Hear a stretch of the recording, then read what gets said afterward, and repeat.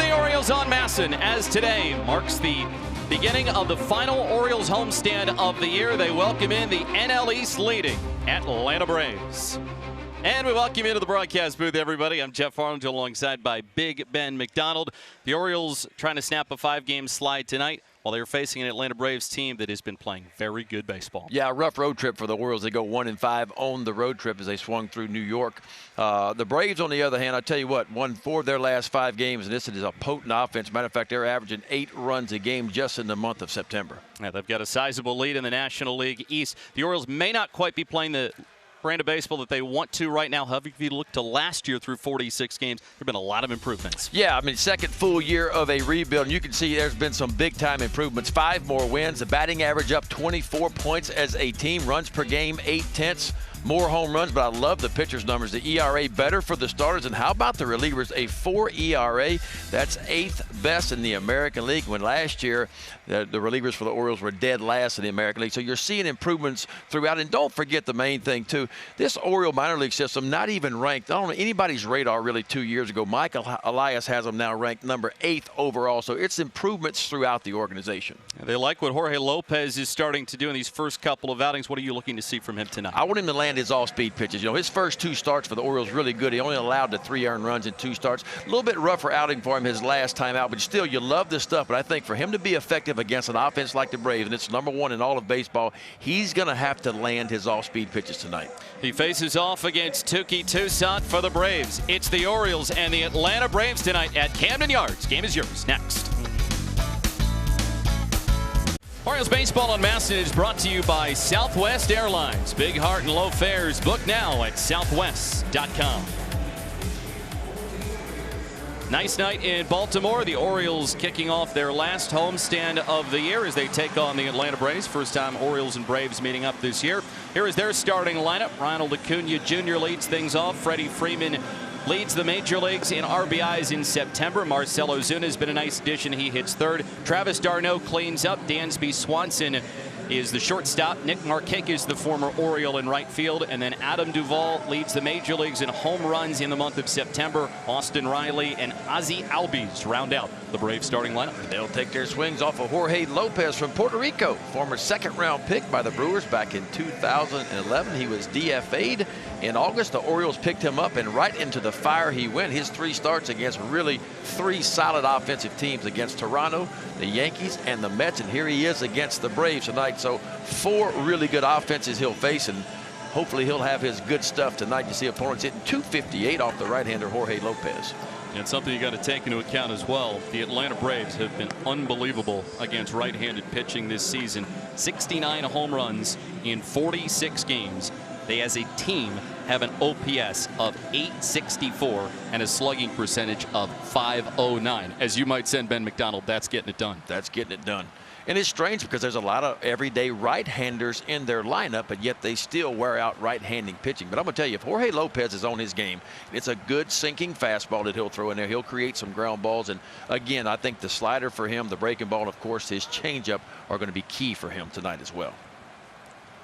So nice night for baseball.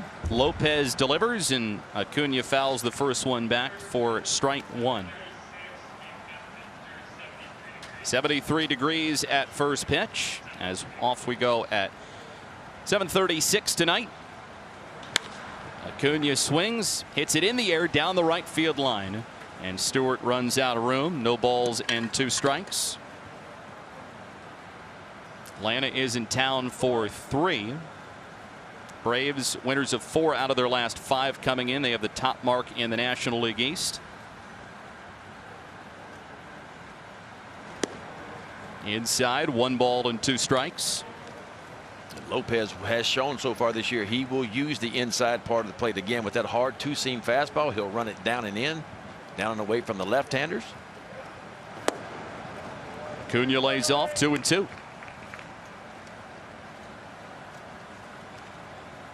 Last outing for Lopez got himself into some trouble with men in scoring position and when there were 2 outs. Acuna able to lay off of that one, and it's full.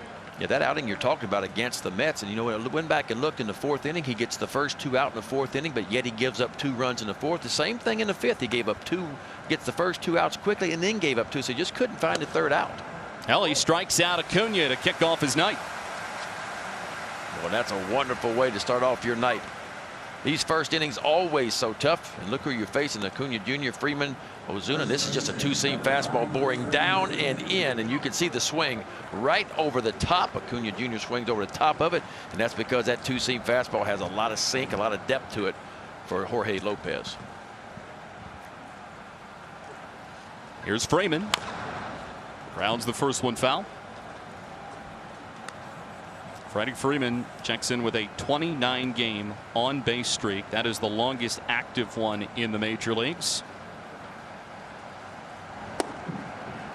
Strike 2. That's a good sign. So he lands the first 2 breaking balls he throws to Freddie Freeman. So if he got that breaking ball to go along with that good sinker, then maybe he can save that changeup for a little bit later on. Tried to run it back and missed a little inside. Got the 4-seamer. He's got the 2-seamer. He'll use both of them.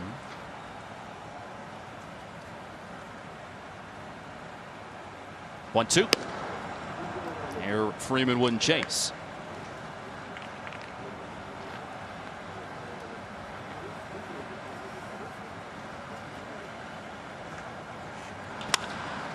Freeman hits this ball in the air. Stewart makes the catch, and they're 2 away.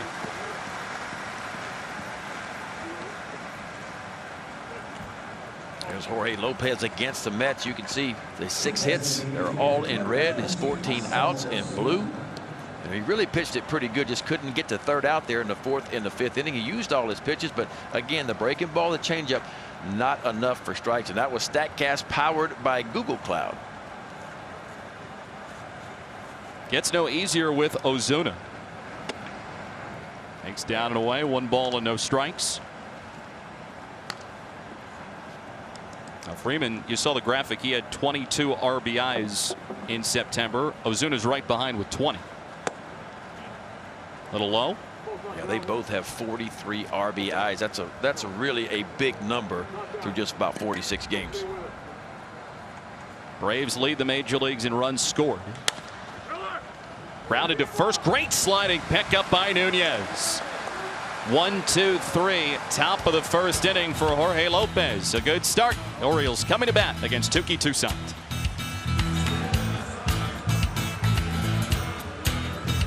Half of the 1st inning. The Orioles lineup brought to you by Southwest Airlines. Big heart and low fares. Book now at southwest.com. Cedric Mullins in the leadoff spot tonight, and then Jose Iglesias bats 2nd. DJ Stewart and Ryan Mountcastle 3 and 4. Rio Ruiz, Renato Nunez, Chance Sisco, Austin Hayes activated off the injured list today, while Andrew Velazquez making his first start at 2nd base this year.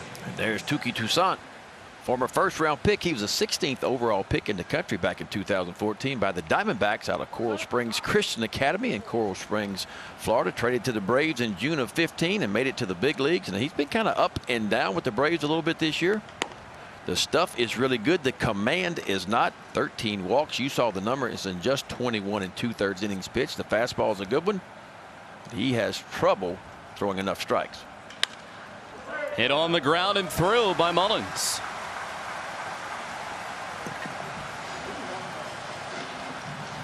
Well, here is the pitch arsenal for Touki Toussaint. Those are 2 and a 4-seam fastball. They'll average right about 93 miles an hour. The slider, a split finger fastball, and a curveball. So he's got them all. And the stuff is not in question. The question is, can he get the stuff over the plate enough? Because when he throws strikes, they say he has a lot of success. And it's especially when it comes to throwing strikes, first pitch strikes for him. No doubt. He's no different than most other pitchers. When you get ahead and put big league hitters on a defense right away, you can go to those secondary pitches and really work the strike zone. But when he throws ball 1, he does not have a lot of success. A pitcher that has walked 5.6 per 9 innings this year. And while that number sounds bad, it's actually the best that it has been in Toussaint's career. Yeah, it's ticking down. It's just not ticking down fast enough for the Braves. The good news for him and the Braves is he strikes out over 10 per 9 innings, so he can make up for some of those walks.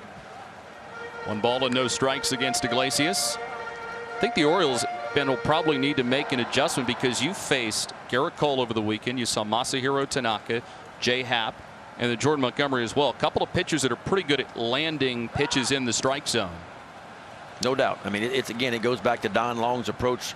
Patiently aggressive, understanding where you're looking when you step in the box. When you get counts in your favor, you can sit on certain pitches in certain locations. And for the most part this year, the Orioles have done that. I know the last 4 games has been a struggle from an offensive standpoint for the Orioles, and their team batting average has dropped 9 points in the last 4 games. That's how much of a struggle it has been. But all in all, it's been a solid offensive year for the Orioles. Orioles 3rd in the American League in batting average. They're right up there in home runs, 4th in slugging as a team in the American League.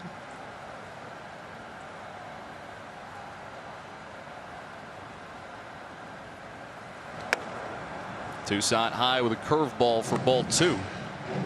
Over the course of the weekend, Orioles were outscored 21-3 over 4 games against the Yankees.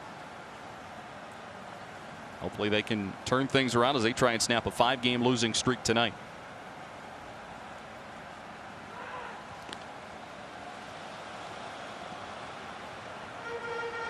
Now the Orioles, they have done a better job offensively at home recently, so that's one encouraging thing coming in.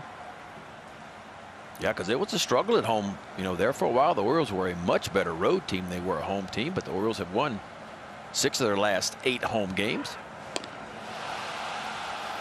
Took 3 in a row from the Yankees before they went on the road. They were up in New York taking on the Mets first and then the Yankees after that. And tonight kicking off the final homestand of the year for the Orioles. It's amazing to think that we're saying that right now. That didn't even sound right. Final homestand of the year? 2020 has been a funky year. I thought you made a mistake when you said it. I had to look. Swing and a miss by Iglesias. It's 2-2.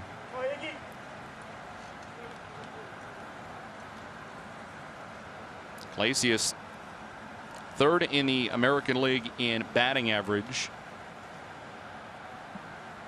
And he's hitting the ball a lot harder this year. He's always going to be an aggressive hitter, but you pointed out what Don Long had to say, just knowing your strike zone and where you succeed.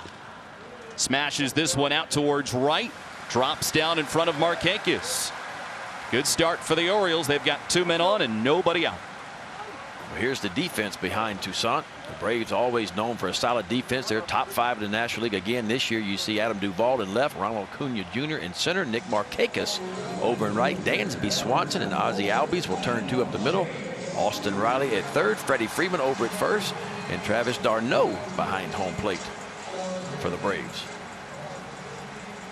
You want to look at one of the most productive hitters in the month of September? DJ Stewart would be a good one to start with.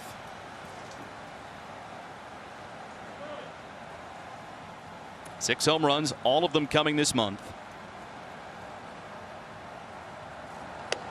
Takes a look at a strike from Toussaint. And there it is, highest OPS in the month of September. DJ Stewart.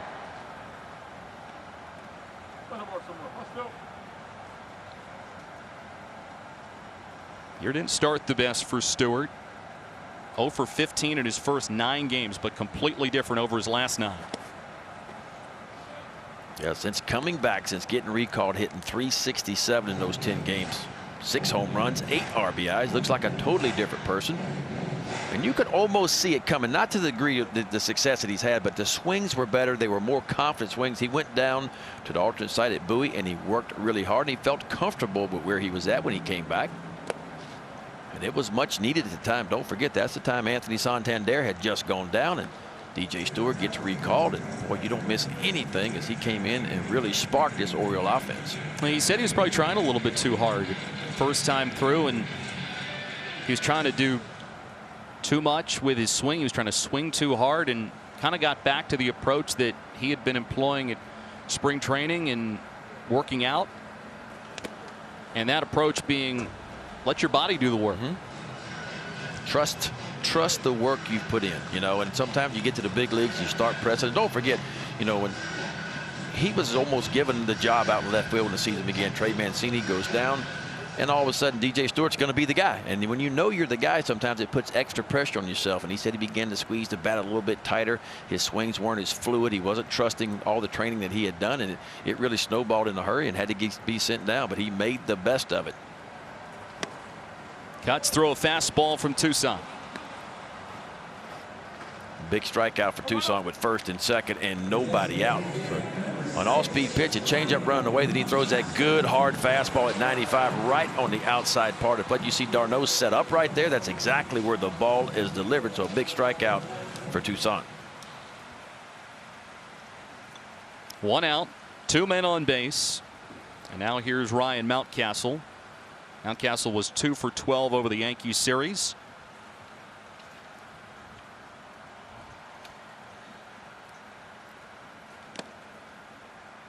A lot of movement on Tucson's pitches. These two pitchers very the same. A lot like the same. Tucson and Lopez both with good two-seam fastballs, both low, and will rush it into the mid-90s with it. So a lot of sinking action. That's what he's trying to get right now, is a ground ball. If he can get that ground ball, he thinks he can get a double play out of Ryan Mountcastle, who runs a lot better than you think he does. He laces this one in the left. That is down for a base knock. Mullins sent around. Throw will go into third. Ryan Mountcastle, an RBI single, and the Orioles take a 1-0 lead. Well, the youngster just keeps hitting the off-speed pitches, and that's what's impressed me. We knew he could hit the fastball. 25 home runs last year in AAA International League MVP, but right there he goes down and gets a slider kind of sitting right in the middle of the plate, and he finds the barrel out to left field. You knew Cedric Mullins was going to score with the speed that he has. The only question was Iglesias going to try to get to third? He does not, but the Orioles push across the first run of the game on a Ryan Mountcastle RBI single. 3 hits in the first inning. That is half of what the Orioles had yesterday. Brings up Ruiz, who lately has been doing great work with runners in scoring position. Strike called. That was a scouting report we got on Tucson. Was the curveball was good for him, and that was the curveball. But guess what pitch Ryan Mountcastle hit that hung right in the middle of the plate? That was that slider. So that's kind of the scouting report we got. Curveball good, really struggles with the slider.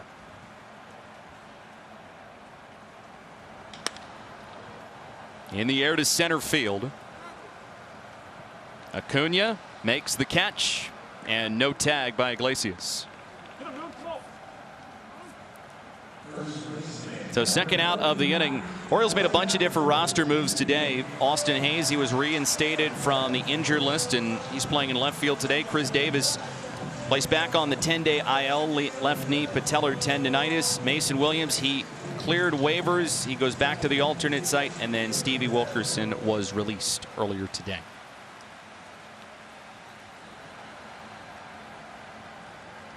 And the Orioles adding some in the outfield department, but Brandon Hyde's still pretty confident he's going to be able to work everybody in. Here's Renato Nunez. Takes a strike. Well, Austin Hayes went down. Cedric Mullins comes up, sparks the offense. Santander goes down. Then all of a sudden DJ Stewart comes up and sparks the offense. Chris Davis now down. So you're hoping the addition of Austin Hayes in left field will spark the offense again for the Orioles. You get a sense that Brandon Hyde likes having a bunch of different options. He said it last week. You can't have too many outfielders. No, there's no doubt. I mean, you can always use them for trade trips if you choose to do that. But Austin Hayes is a difference maker, and we've seen that. You know, and it hadn't been the start to the season that he wanted. The offensive numbers weren't there, but from a defensive standpoint, he can win games, and he was outstanding in that department too. So Ryan Mountcastle has been solid. There's no doubt about that out in left field, but he's not the same as an Austin Hayes out in left field. So now you got 2 above average outfielders out in left field and 1 in center field, so it makes your defense that much better. Yeah, you probably wouldn't want to hit any balls out towards left center field tonight. That would maybe be a fruitless endeavor if you were the Braves. Well, a lot of people think Camden Yards, left field for Camden Yards, is one of the toughest defensive positions to play. Johnny Oates, during my time, always put Brady Anderson, who was our best outfielder, out in left field because he felt like it was very difficult to play the left field position here. Nunez hangs around. Otto Nunez 2 for 4 with a home run and an RBI yesterday.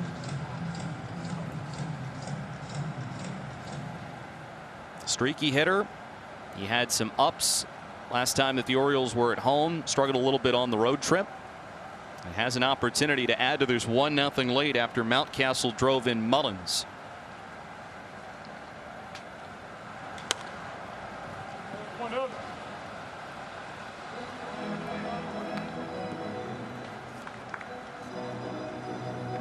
Either way, the Orioles seem like they're taking some pretty good at-bats over the course of this first inning. That was something that you maybe didn't see the first couple of games of the Yankees series, but even yesterday, even though you didn't score a whole lot of runs, you were seeing the Orioles hitters work Yankees pitching a little bit more. No, I agree. I think the swings were much better yesterday. I mean, it's tough. When you face Garrett Cole and Tanaka, they could put anybody in the funk. I mean, those two guys, when they're on their game, they can dominate. They dominated the Orioles. Then after that, the Orioles played a couple of really competitive games. It could have gone either way. Just couldn't come up with some big base hits when they needed to. It's probably why opportunities like these in the first inning so important to capitalize on them. No doubt. Runners in scoring position, that's where you win and lose ball games. As pitchers, if you can pitch out of those situations, you can win ball games. And as hitters, you come up with those big base hits, runners in scoring position, it matters. Hit on the ground, left side. Tough play for Swanson. Now he throws home. They've got Iglesias hung up.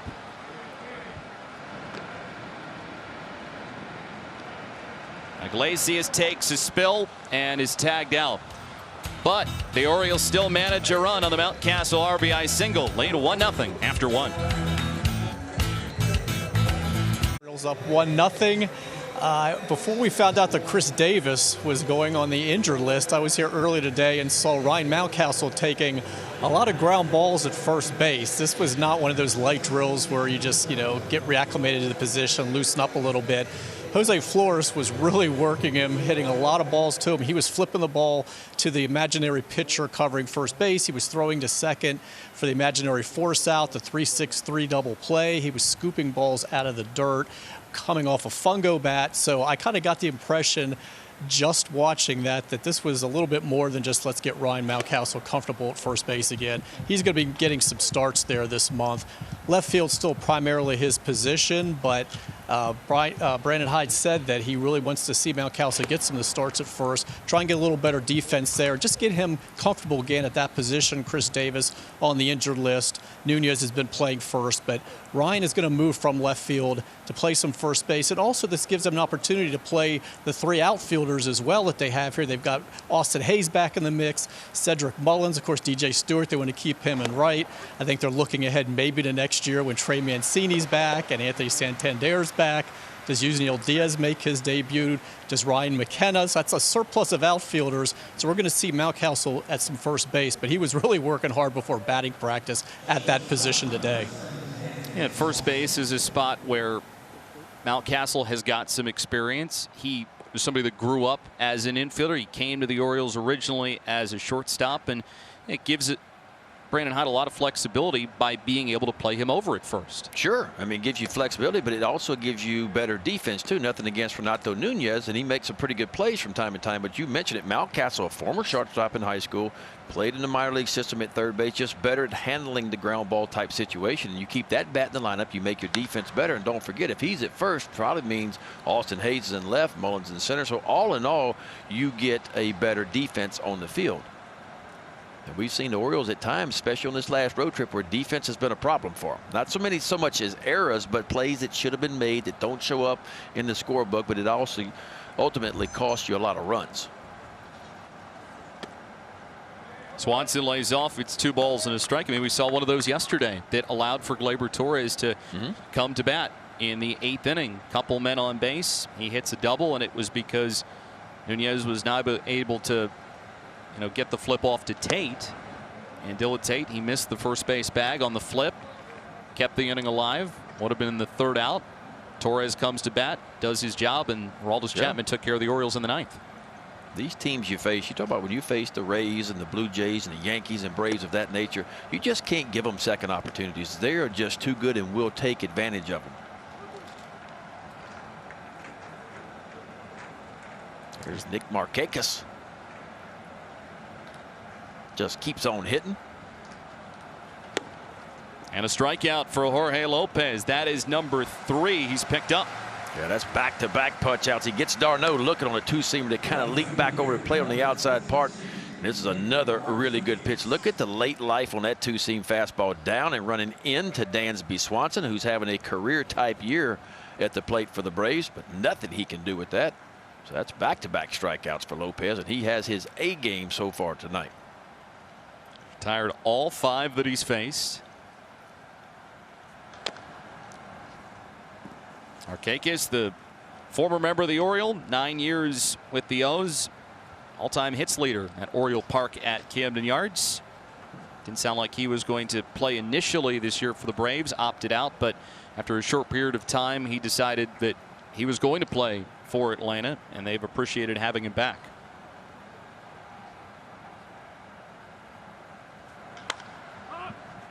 Pops this up.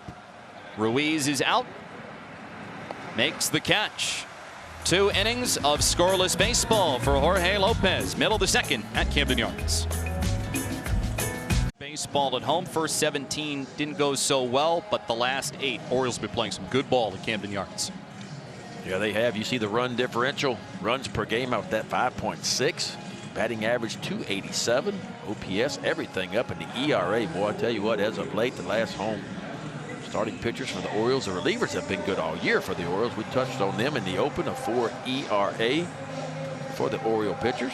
That's 7th best in the American League. And it should be that way, right? Should play better at home, although this year's been just a little bit different on a lot of different levels. Chance Cisco starts the inning off, and he takes a strike. It'll be Cisco, and then Austin Hayes and Andrew Velazquez. Mountcastle an RBI single in the first against Toussaint, who needed over 30 pitches. He jumps ahead of Cisco 0-2.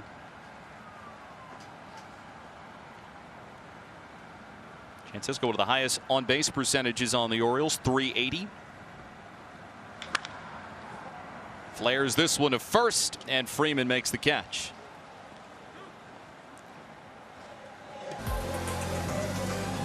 Well, here is Austin Hayes. He is back, reinstated from the IL today.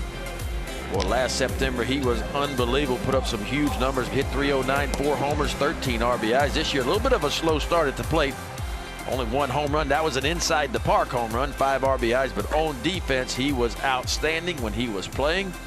And the Orioles hope at the plate he can find some of that magic he had in September of last year. And closed out the year strong. He got about 25 to 30 at bats in the last week at the alternate site. He said that he was feeling really healthy. His legs were feeling good. Hit on the ground sharply. Albies knocks it down, and they get Hayes by a step. So you see really good contact, but good positioning for Albies against the Braves the second out of the inning. Yeah, that's good all the way around. You talk about finding the barrel your first game back, and Austin Hayes finds the barrel, hits an absolute rocket to Albies at second. It eats him up, but he keeps it in front of him, knocks it down, and I mean just by a half step over to Freeman as he gets Hayes.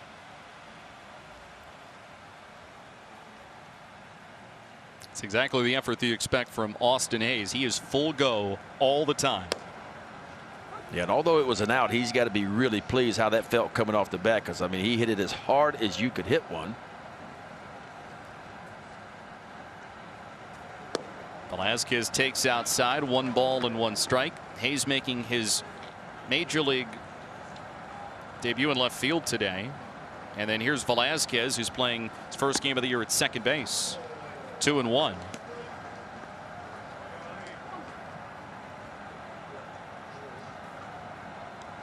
Velazquez, a good bunter for the Orioles. See him drop him down every once in a while. Sometimes he'll decide to do it with 2 strikes, or 2 outs, I should say. Not hearing a good hitter's count on 3-1 against Tucson.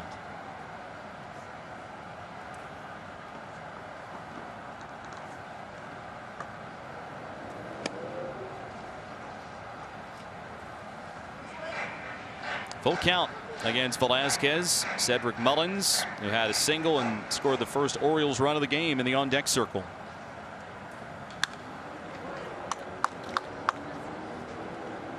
Maryland Lottery's contestants of the game, Avon Clark from Baltimore and Terry Kramer from North Beach, have won $500 for being selected and will win $500 more for every Orioles home run hit tonight. Play any fast play game at any Maryland Lottery retailer for a chance to win up to $100,000 or more. Well, let's hit some home runs for them then. How about that? Strike 3 called. So they run it back and strikes out Velasquez. Orioles with a 1-0 lead after 2. Well, lifelong Orioles fan George C. Ellers Sr., he is celebrating an 100th birthday today. Baltimore native, George was raised at St. Mary's Orphanage, the same place where Hall of Famer Babe Ruth grew up. George is also a World War II veteran, served aboard the most decorated ship in Coast Guard history, the USS Spencer W-36. George and his family, they can't be at Camden Yards to celebrate his birthday this year. We still wish them the best, and we thank George and his entire family for their many years of loyal Orioles support. How about that? How about that? Happy birthday, Mr. George. 100 years. Man, it would be great to talk some Orioles history with him, wouldn't it? Yes, it would. Be like to talk a lot of things with him. Adam Duvall steps to the plate. He has been super dangerous in September. He's hit 9 home runs this month. That's the most in the major leagues. 9 home runs in 13 games, and that is because he has 2 different 3-home run games this month. Yeah, he hit 3 in a game, then took about 3 days off and decided to do it again and hit 3 more.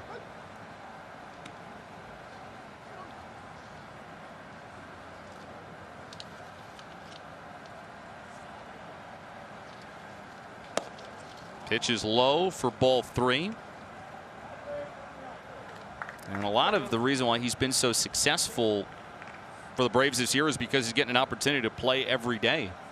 The way he's been swinging the bat, and Snicker keeps penciling him in the lineup. Out towards Velasquez. Makes the play. So that is the first 7 set down by Jorge Lopez. Be the first in line to select your seats for the 2021 season with a Birdland membership. Place your deposit before November 30th and receive a 15% bonus credit and an exclusive gift. Plus flexible payment plans are available. And every membership comes with Assurance, a new free fan assurance benefit. For more information, visit Orioles.com/membership for details. It will be great to be seeing some fans in 2021. 2020 season just has not felt the same without Orioles fans. No doubt about that. It has been strange, not only for us, especially for the players.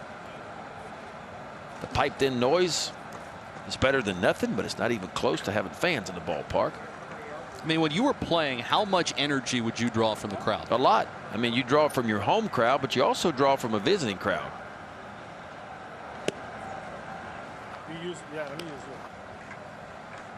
Did you get booed a lot? Occasionally, and I probably deserved it. Got booed at home once or twice, but I probably deserved it. 2 balls and 2 strikes against Austin Riley. It will be great to see Orioles fans next year. We hope everybody is staying safe at home. Orioles 20-26. A lot of 1-run games played this year, but still a great step in the right direction in 2020. Riley hits this one to right. Stewart coming in and makes the catch for out number 2. Boy, Lopez is just dominating right now. He's got that hard sinker working both in, both sides of the plate, in and away. He's landing his changeup. He's landing that breaking ball as well, and everything is staying out of the middle of the plate. Gave up 2 home runs his last time out when he gave up 5 earned runs in 4 2/3 against the Mets. But boy, you go back to start before that against the Yankees. He worked in 5 innings, no earned runs, only allowed 3 hits.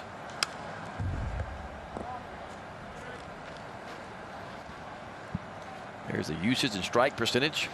Pitch type this season for Jorge Lopez. See the fastball, a high rate, 67. The curveball changeup, that's what we were talking about. Needs to land them a little bit more, and he has so far in this ball game.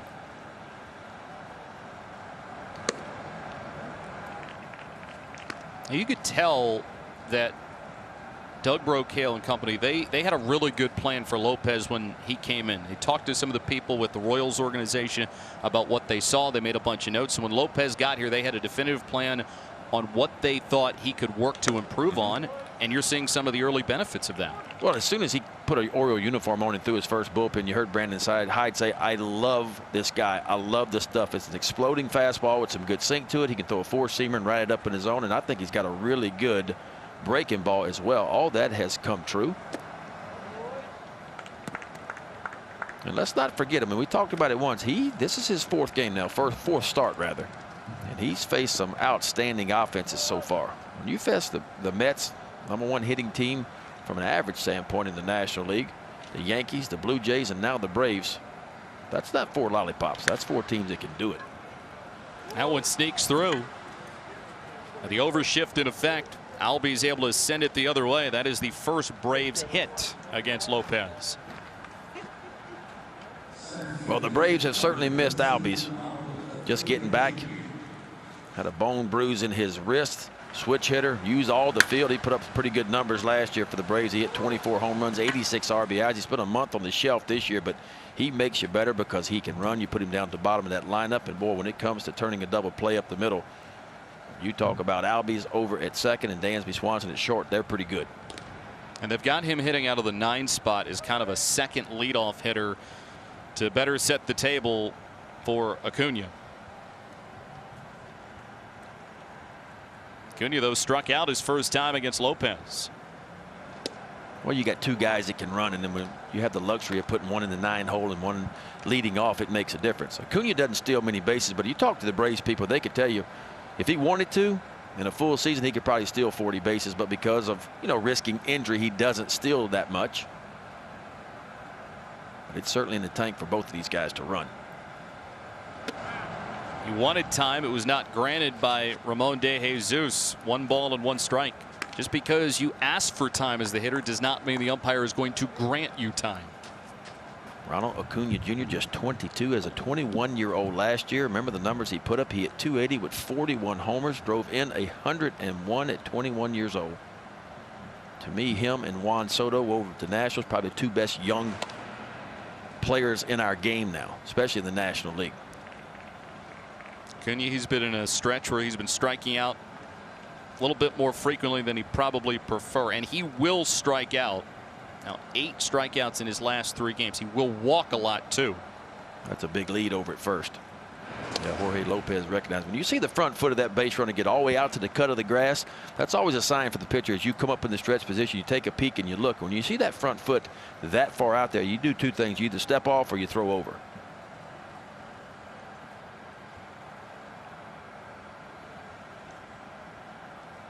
One and 1 against Acuna. Orioles are in the overshift.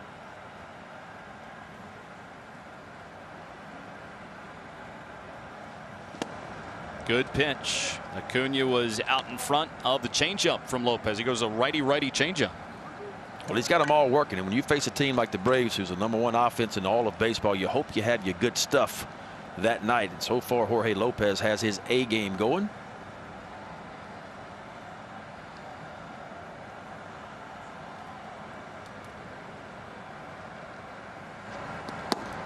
This is outside. 2 balls and 2 strikes.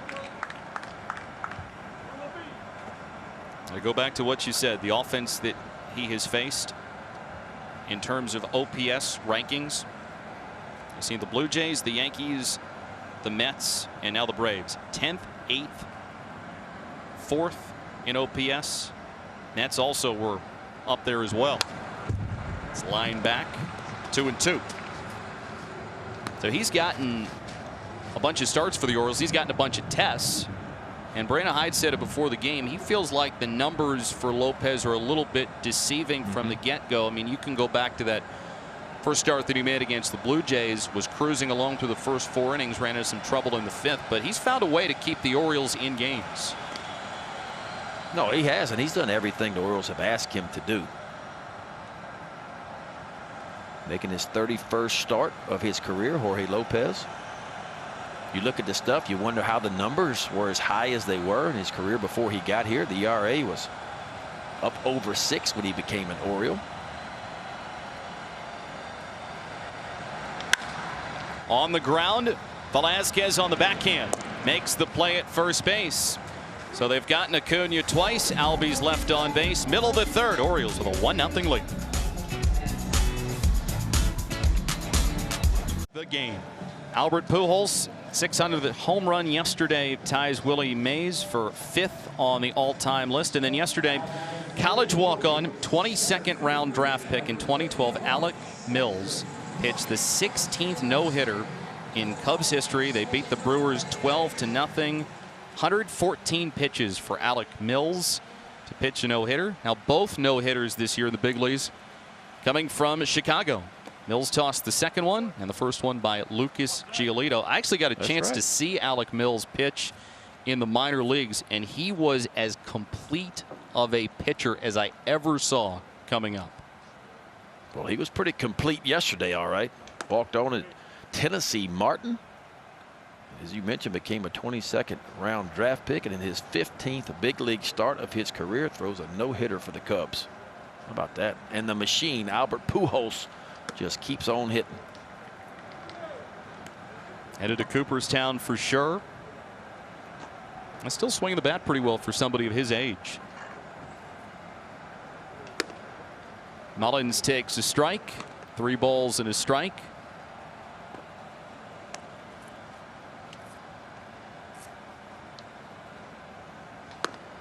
And he takes high for ball 4. So he shows some good patience. Leadoff man on base. This season we are recognizing some of the Orioles' biggest fans. Today we honor Orange Level member Catherine Jones from Severn. Catherine's been a Birdland member since 1997. Her favorite Birdland memories were when she got to meet several Orioles players, including Rick Dempsey, Mike Flanagan, and Todd Cruz. Learn more and become a Birdland member by visiting Orioles.com/membership. A happy belated birthday to our colleague Rick Dempsey. Iglesias takes low, 1 ball and no strikes. Celebrated a birthday over the weekend. He had him on the pregame show. He said he's not counting birthdays anymore. Doesn't even think about them.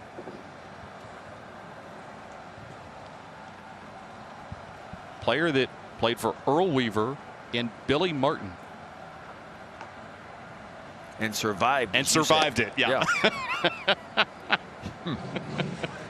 He said they were 2 managers, and we had it on our podcast, Orioles Magic. Me and Brett Hollander did it while we were in quarantine, and he was talking about it. He's like, 2 great managers that did it completely differently.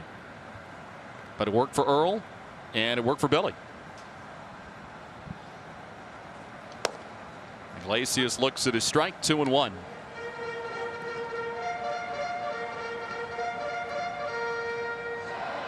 Iglesias singled his first time up. The Orioles getting 4 hits in the first inning against Tukey Toussaint, who had a long first, a much shorter second, where he went 1, 2, 3. Now he goes back to the top of the Orioles order. Yeah, Iglesias is one of those guys that the Orioles have to get going. It's been a rough couple of series for him. Runner goes, pitches his strike, and Mullins has got it stolen. 6th stolen base of the year for Cedric Mullins. Boy, what an outstanding jump that was by Cedric Mullins. Pretty good pitch to handle for Travis d'Arnaud, the catcher. But look at that jump. Almost 7 full steps before the ball even out of the hands. And sometimes Toussaint takes a little bit too time to get the ball to home plate. Big high leg kick. Cedric Mullins recognizes it. He takes off, and no chance for d'Arnaud as Albies applies the tag.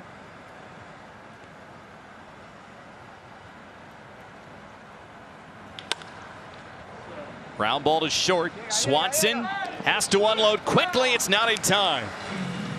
Mullins hangs on at second base, but Iglesias it's good to continue to see him being able to get down the line that way. He's been dealing with that quad issue for a while, but able to leg one out, and they're 2 on with nobody out. Yeah, you couldn't tell how well he could run, but you talk to people that saw Iglesias play 5 or 6 years ago, they'll tell you he was one of the fastest guys in Major League Baseball 5 or 6 years ago. The quad's been bothering, but he is healthy now, quickly out of the box, and I mean picking him up and putting him down. Swanson over at shortstop does everything he can do, comes in quickly, transfers, and a throw over, an accurate throw, but not nearly in time, and first and second, and nobody out for the Orioles here in the bottom of the third. DJ Stewart takes a strike. I've got to deal with Stewart, who's got 6 home runs in his last 8 games.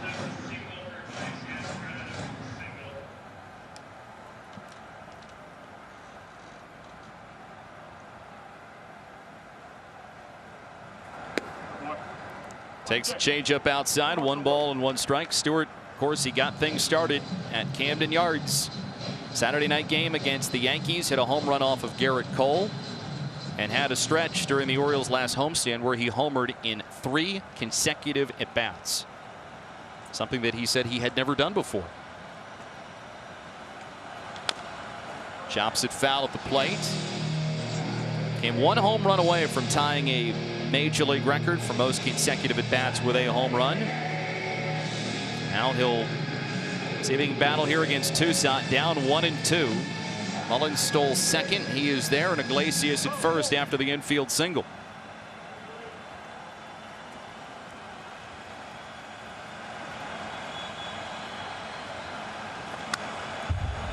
That one is fouled back. Darno wanted that one a little higher.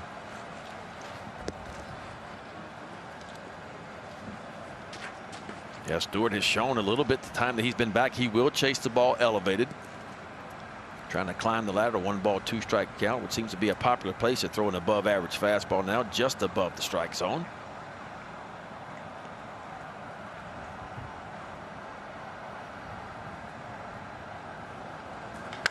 There he swings, drives one high, deep right field. Back Markakis, this one out of here.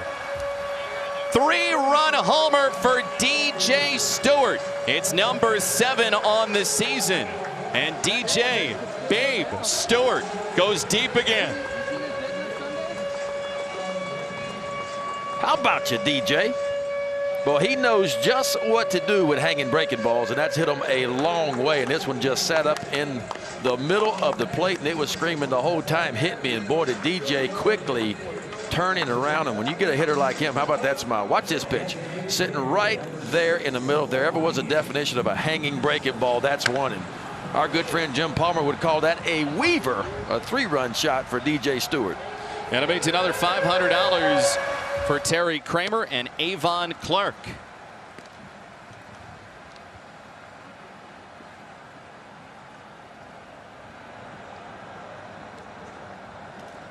Stewart capitalizing off of a Toussaint mistake. Now Mountcastle swings, belts one to center field. Acuna back at the wall. He runs out of room. Back-to-back home runs. Stewart and Mountcastle. Orioles with a 5-0 lead in the third. My, oh my. Remember when the Orioles couldn't score any runs not too long ago? No problem so far tonight. 5th home run of the year for the 23-year-old Ryan Mountcastle, who's DHing tonight. Another breaking ball sitting right in the middle of the plate. And Mountcastle knew it as soon as he barreled it up to straightaway center field. How about the length of that swing and staying through it? And he just drives this one straightaway center field. Acuna Jr. goes back, but he runs out of room. So Mountcastle and Stewart go back-to-back. And this is what you love to see. Orioles coming back home. First game against the Atlanta Braves, one of the best teams in the National League. And the Orioles coming off a weekend where they had just 3 runs in 4 games. They have scored 5 in 2+ innings off of Tucson. Yeah, and don't forget, only got 16 hits in those 4 games, too. Already 7 hits tonight. We're not even out of the 3rd inning, and you knew it would come back.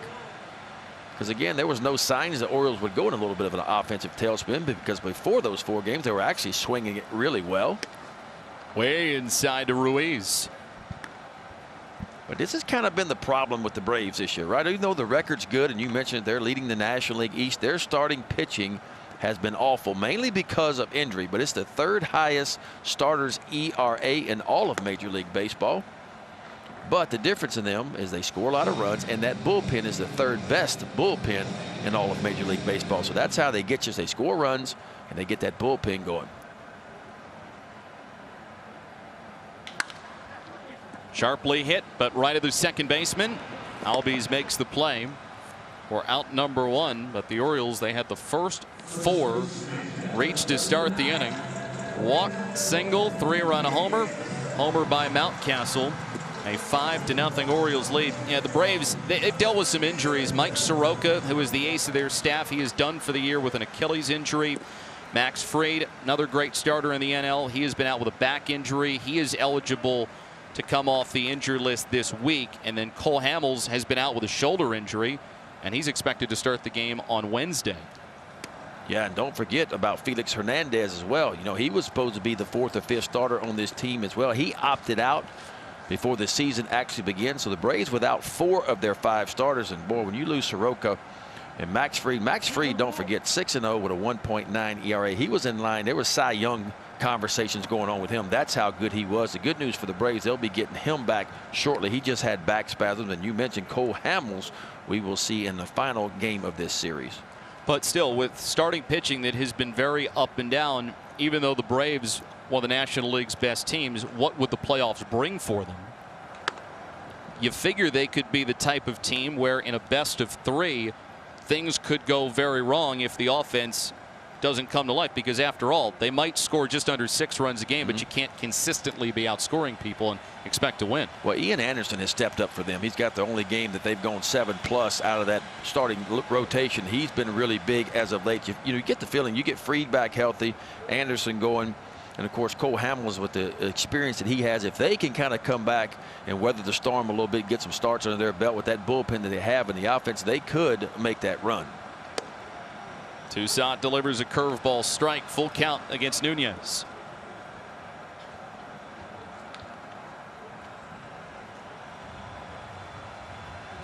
Full count against Renato Nunez, who singled back in the first. Lays off a breaking ball outside, and the Orioles with another base runner. It's the second walk for Toussaint in this inning.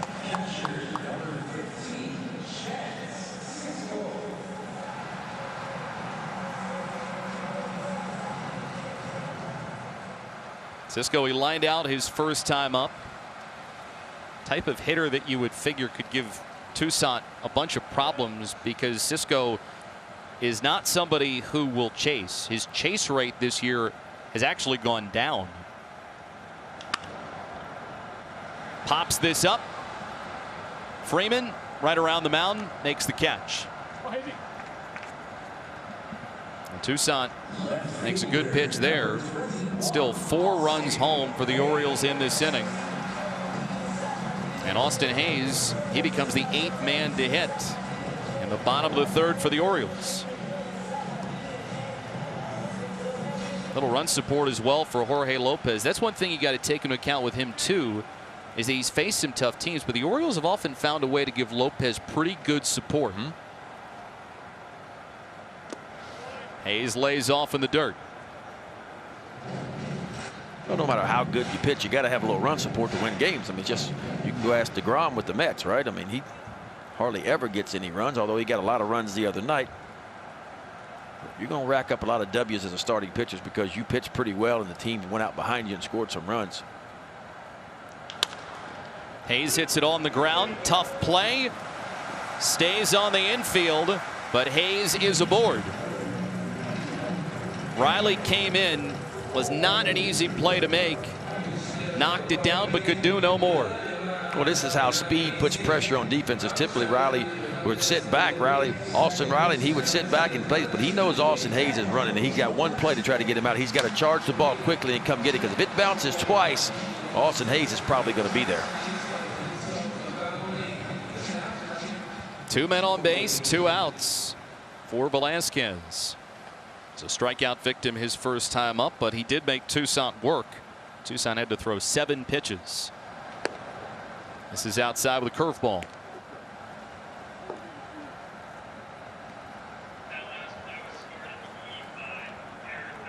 I'll call it an error against Riley, which allowed Hayes to reach.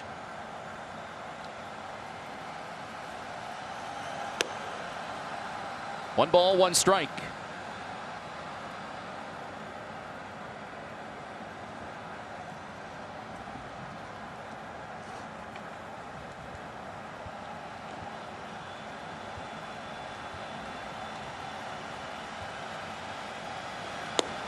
Outside, 2 balls and a strike. Orioles getting back-to-back home runs in this inning from Stewart and Mountcastle. Luke Jackson, who has not pitched in a week, he is throwing for the Braves in their bullpen. Orioles going back-to-back, the 5th time this year.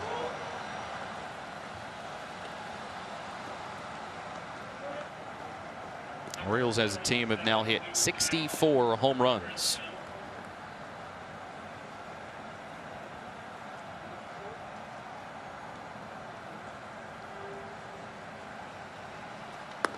That is high, and it's now a full count. A walk would load up the bases for Mullins.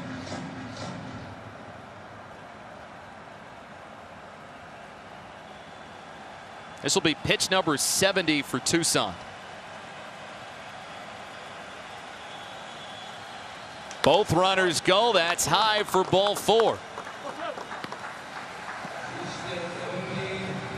So they are loaded up, and we'll go back to Mullins. Well, this has kind of been the knock on Tucson, right? The stuff is really good, and he's flashed at it times tonight, but the walks have been a problem. In his career, he had 92 big league innings coming in, 60 walks in 90 innings. That's his 3rd walk just in the 3rd inning alone. And that's going to be all.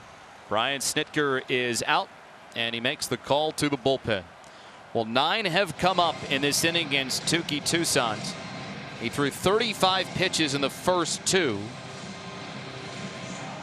And he needed to throw 35 in this inning. Back in a moment. More about Jackson. Tucson, 2 2/3 innings pitched, 7 hits, 5 runs. They were all earned. Walked 3 just in the 3rd inning alone. Punched out 2 through 70 pitches, 42 strikes. And this is your Jiffy Lube pitching change. Quick oil changes by Jiffy Lube changed everything. Get same quick services on brakes, spark plugs, and more with Jiffy Lube Multi-Care. And there's the right-hander Luke Jackson in relief of Tucson. He's been in 15 games, 1-0 record, 17 innings pitched, 24 hits. He's punched out 11 and walked 9. Opponents hitting .338 off the right-hander Luke Jackson. Last time that Jackson pitched was 6 days ago against the Miami Marlins. Gave up a run on 3 hits in an inning of work. Orioles have batted around in this inning. They've gotten a 3-run homer from Stewart, solo shot from Mountcastle, and they are loaded up for Mullins. Jackson, he will throw a lot of sliders, and he starts off Mullins with 1-0-1.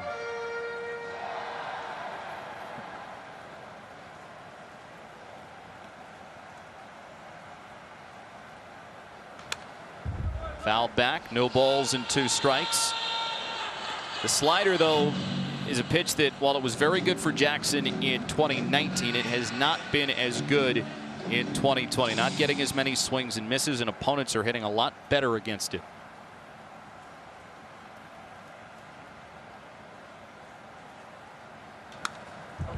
Mullins hangs around.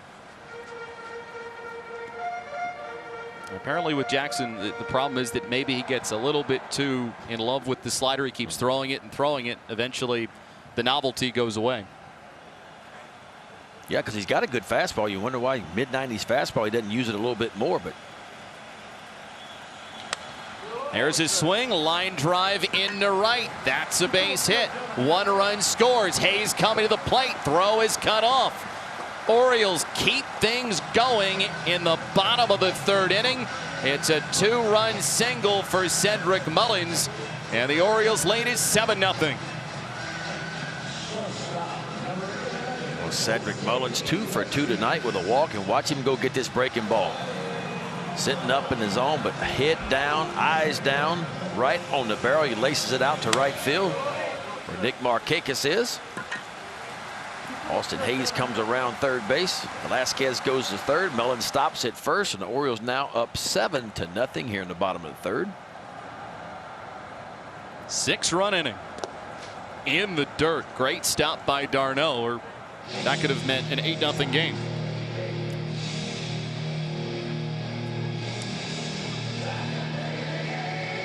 Tuki Toussaint shaky in the first, better in the second, and in the third inning it all fell apart.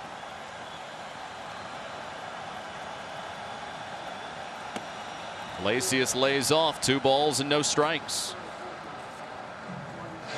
And the Orioles have also taken advantage of a miscue over at third base, and Era extended the inning.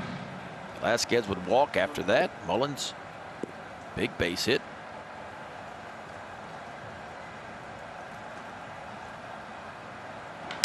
There's his swing and a towering fly ball down the line. This one is fair. This one is gone. Jose Iglesias exits the ballpark, and a little more Iggy Pop makes it 10-0 Orioles. But we've been picking on Iglesias a little bit this year. Probably the only 2 or 3 hole hitter. That's where he hits in the lineup that didn't have a home run all year long coming in. He did have 11 of them last year, which was a career high. But while he's been barreling up a lot of balls this year, did not have a long one. But he does now, and in a big way. Another 3-run shot. This one's on a fastball. Kind of moving in on Iglesias, and watch the move to the baseball. Pulls the hands in, drops a barrel, and straightaway left field. Orioles up now 10-0. 9-run inning. DJ Stewart.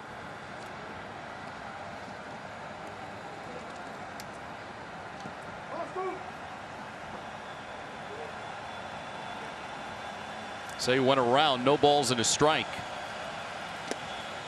1-1. And Iglesias, I saw the article on MLB.com, was talking about how it was one of the weirdest slash lines in baseball.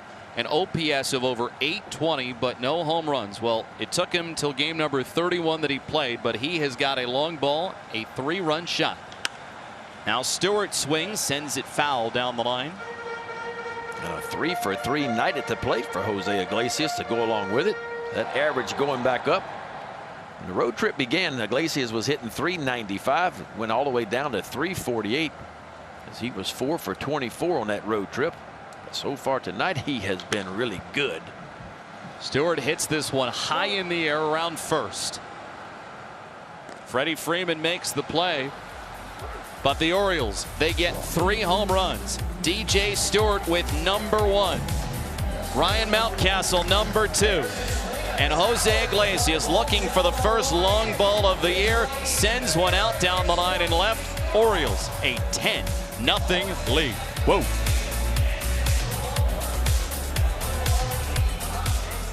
Baseball is brought to you by the redesigned 2020 RAV4. Ready for any adventure. Let's go Toyota, and let's go places. Orioles with more than a little bit of separation right now. They score 9 times in the bottom of the 3rd inning. Bat around and have a 10-0 lead. As Freddie Freeman takes a strike from Jorge Lopez, 0-1. Orioles get home runs from Stewart, Mountcastle, and after much anticipation, Iglesias picks up his first of the year. Freeman loops it into center field. There's a base knock. Freeman extends his on-base streak now to 30 games. Well, Freddie Freeman can flat out hit. Came in hitting 339 last year, a monster year. He hit 38 homers, 121, but hit for a high average too, 295. He has continued that this year, and the month of September has been especially good for him.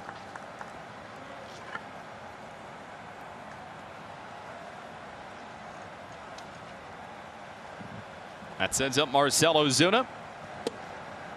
Outside, 1 ball and no strikes. Orioles, it was a tough weekend scoring runs in the Bronx, but you got to remember that before they were having some problems putting runs on the board, the offense had been on fire. Ozuna with a high pop-up left side. Iglesias says he'll take it, and he does. Orioles fans, get your Old Bay and mallets ready because it's time for the crab shuffle. Keep your eye on the ball and try and outsmart these crafty crustaceans. I always love saying that. Will you be able to guess which one it will be? Stay tuned and play along to the full version during the next commercial break. Crafty crustaceans? It's good alliteration. Maybe before you leave, we can find some crafty crustaceans with our own mallets. That sounds like a winner. Yeah, it's worth mentioning again. And before the offense kind of went cold, the Orioles had gone 10 straight games scoring at least 4 runs. That was the second longest streak in all of Major League Baseball. Only the Giants had a longer streak, 11 straight games. And all of a sudden it went from really good to nothing at all. But it's back tonight in a big way. It is a streaky offense. And it's a streaky team too. You know, we've seen this all year long. Rack up 4 or 5 wins in a row, lose 4 or 5.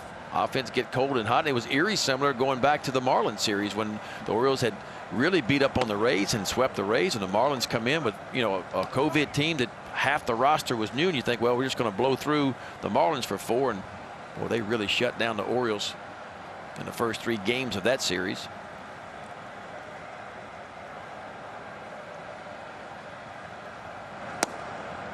That is low, and d'Arnaud takes a 4-pitch walk.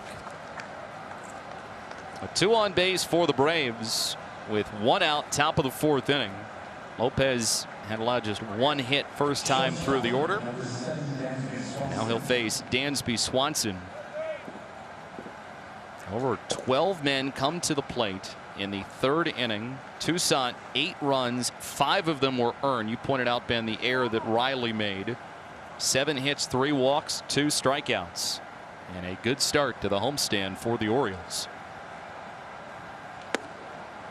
1 ball and no strikes against Swanson, and Cisco wants to go out and have a word with Lopez. Yeah, I like this move by Chance Cisco. It's almost like Lopez sat on the bench a long time, and it can be difficult when you sit there that long. Had a really good rhythm through the first 3, and he's not been the same. Leadoff single by Freeman, and he gets a pop-up in the infield. Then he walks d'Arnaud. So just kind of hit the reset button, get him back into what he was doing. Just say, hey, it's a 10-0 lead. We're not going to change a whole lot, but understand we can miss over the plate. We're going to make them earn their way on the bases. When it is a long break, and obviously you're thankful if you're Lopez to have a 10-0 lead, what are you doing as a pitcher to try and stay ready? Are you finding some place to throw? What can you do to make sure that when you go back out there, you can get your offense a lockdown inning? Well, one thing you would do is you would get up and move around more often, right? Where you might sit there if it's a pretty quick inning, and maybe you never get up, get a cup of water or whatever. But in a long inning like that, you're up and down a few times, maybe doing a few stretching, getting some tubing, and kind of stretch out the arm a little bit. And if it gets to be a really long inning, like you mentioned, I may go pick up a ball and go back to the batting cages underneath in the tunnel, maybe fire a few balls into the net just to kind of stay loose a little bit, because you're only going to get 7 or 8 warm-up tosses when you get back out there. 2-1, and Lopez outside to Swanson for ball 3.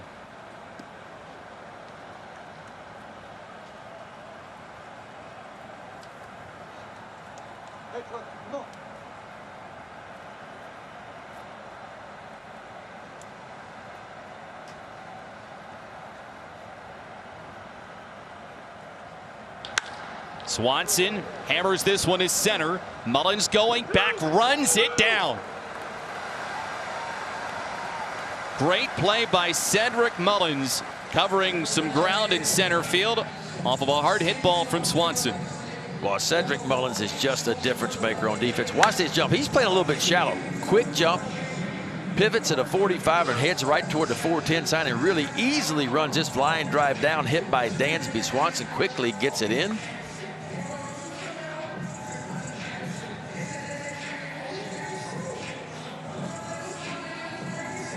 Orioles, you get Austin Hayes back today. You have got some outfielders that can cover ground, and you have multiple outfielders who can play center field. But Cedric Mullins, if you look at some of the advanced metrics, he is among the very best outfielders in the big leagues this year. Yeah, he just seems to never get a bad read on a ball. Line drive at him over his head in the gaps. He's really good. Now, you could pick on him a little bit from a defensive standpoint. He's missed a cutoff man 2 or 3 times this year, and that's something he's working really hard on, throwing through the cutoff man and not over the top of him. But from a defensive standpoint, as far as going to get it and reading the balls, I don't think there's been anybody better than him this year. 2 outs, the 1-0, and Markakis looks at one high, ball 2.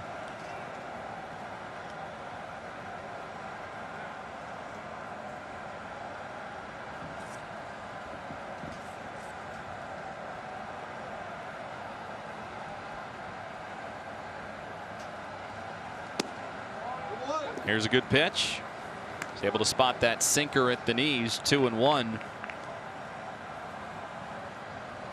I have to imagine, Ben, that it probably with Lopez, you know, it's being able to work upper part of the zone with a 4-seam fastball and then the bottom part with that 2-seam. And that's exactly the kind of pitch you want.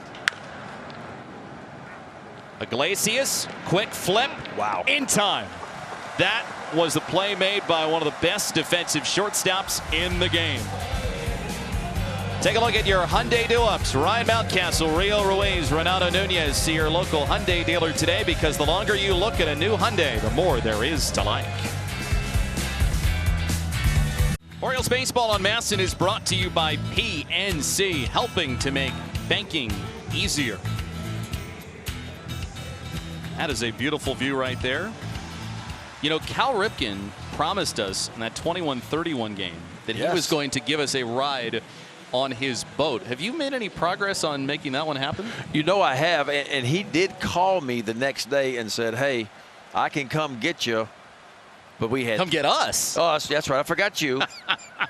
But I couldn't go. We had 3 Zoom calls, we had this, we had that, and I had to turn him down. But I said, listen, before I get back to the Bayou, we're going to do this. Riley retires Mountcastle at first. All I want. I feel terrible too, because I hit him up on air and I said, look, you got to come get me the boat. And he was going to come get me. I just couldn't go. Get us. That's all I really want from this. Is I want you to take me, and I think Rock can come too. Let's not get carried away now. Yeah, the Iron Man's only going to take so many in the boat. You could be the anchor if we stop somewhere. I'll wear like a captain's hat and everything. There's a strike into Ruiz.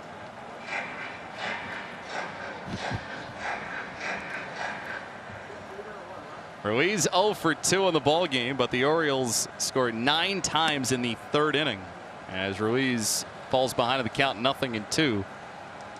9 runs scored in the 3rd inning. Orioles had 12 men come to bat. They got home runs from Stewart, Mountcastle, and Iglesias. That's in the dirt. 1 ball and 2 strikes. Jorge Lopez, 4 scoreless innings so far, and Luke Jackson, pitcher that followed Tuki Toussaint, remains in the game. There's a line drive down the line, slice is foul. Remains 1 ball and 2 strikes. Rio Ruiz actually made his major league debut with the Braves, and this is a strange major league debut. He had his family in attendance. They were at Nationals Park, and he was getting ready to pinch hit. It had been a rainy day in D.C. Takes low, 2-2, and the rain had been falling down. They finally announced him as a pinch hitter to come into the game. He says, I have 1 foot in the box, and then Joe West called for the tarp, and the game was over.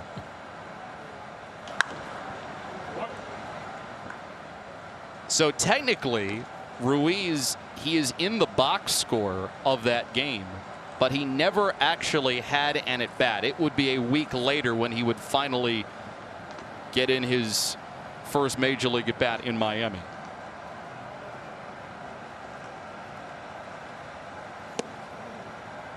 Couple of good takes here. He's worked it full. Yeah, Rio's been coming around lately. Everybody had their struggles against the Yankees. This is a really good take ball. Just about a ball and a half off the outside corner, right where d'Arnaud was set up.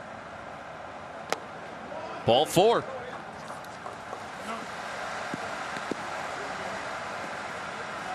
Congratulations to the Orioles 2020 Roberto Clemente Award nominee, Hanser Alberto. This annual award goes to one MLB player who best represents the game of baseball through extraordinary character, community involvement, and philanthropy contributions on and off the field. Fans can vote for the overall winner at MLB.com/Clemente21. One of the best guys that you're going to meet on the Orioles, Hanser Alberto. All the great work that he has done in the Dominican as well as in Baltimore as Nunez takes a strike. Said his dad was really the one that kind of taught him to take care of others, and he's all about playing baseball, doing great work in the community, and we'll be voting for him, that's for sure. No doubt. Yeah, he gave his dad a lot of credit. Hit on the ground at third. Riley to second one. Albies turns the double play. And it brings the inning to a close. But the Orioles with a 10-0 lead going to the fifth. A lot of offensive support for Jorge Lopez, but also defensive support. We haven't seen a lot of that lately. The defense certainly has been slipping these last few weeks. Manager Brandon Hyde talked about that pregame, offered a few explanations. First of all, he thinks there's some guys that have been playing out of position. He's really missed not being able to write Iglesias' name at shortstop every day. Of course, the quad has been a problem for him. He's had a DH. He's been on the bench some. He misses Chris Davis's defense at first base as well. He's back on the injured list. He also says that some guys are fatigued, even though it's only a 60-game season. It still feels like the second week of September for them, so that's been an issue. And we know Pedro Severino had a rough weekend in New York. There were too many balls that got to the backstop with him behind the plate, and he knows he's got to get his body positioned to get in front of the ball to knock it down. But Hyde did absolve him of any blame for that wild pitch from Hunter Harvey in the 10th inning Saturday. That was a big one that put the go-ahead run at third base, the winning run, ended up scoring on a sacrifice fly. And as Brandon said, look, that's a 98-mile-an-hour spiked fastball, asking an awful lot for him to be able to knock that thing down. But there were some other balls that got by him. But overall, the defense really has been an issue these last few weeks, and this team just can't afford to have those problems. They've been really sharp tonight. I'm wondering how many times maybe Ben McDonald, especially in his prime, may have spiked a few of those 98-mile-an-hour fastballs at the plate, causing some problems for his catcher. A couple times. It was more likely the breaking ball that I bounced. But you're right. I mean, look, the Orioles have played in 17 one-run games this year, and they're 6-11. You know, and you can go back to some defense miscues and a lot of those, and it just makes a difference. And it goes back to our point about giving teams extra opportunities. And I feel like you got to learn how to win and learn how to make plays. But I also agree with Brandon Hyde. I mean, there's been some players out of position that's not used to play in certain positions, you know, because of injuries. And Jose Iglesias is a guy that we've seen tonight. He makes a difference on defense, and when he's healthy, he beats out an infield hit.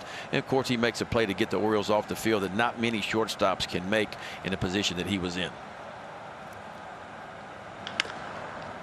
And you still go back to that play that he had in Buffalo, which was kind of like what Derek Jeter did in the 0-1 ALDS against the Oakland A's. I mean, that was a play that won the Orioles a game. No doubt. And it's just having a high baseball IQ. You know, some players were out of position on defense, not normally in their normal positions, and he recognizes the play, stays engaged in the play, and although he's not supposed to be there, he comes over, makes it, shovels it, makes a really good throw to home plate to Chance Cisco, who applies the tags, and the Orioles will go ahead and win that game. That would walk them off the field, actually. So, yeah, so you know, it's been difficult. I love the defensive setup right now. I think putting Austin Hayes in the outfield with Cedric Mullins is going to be a big difference. Stewart out in right field really runs well too. So it's a solid outfield defense for sure. And on the infield, you get Iglesias in there. Velasquez has done a pretty good job providing a blow to Iglesias when he needs a day. We've seen Pat Valaika do a really good job. I mean, Valaika's pretty much become an everyday player by default with all the different injuries that have taken place this year, and he's answered the bell well. No doubt those two guys have played all over the field. This one is hit to the shift. Iglesias to Velasquez. Double play. So after the long plate appearance to Duvall, one pitch, the Orioles pick up 2 outs.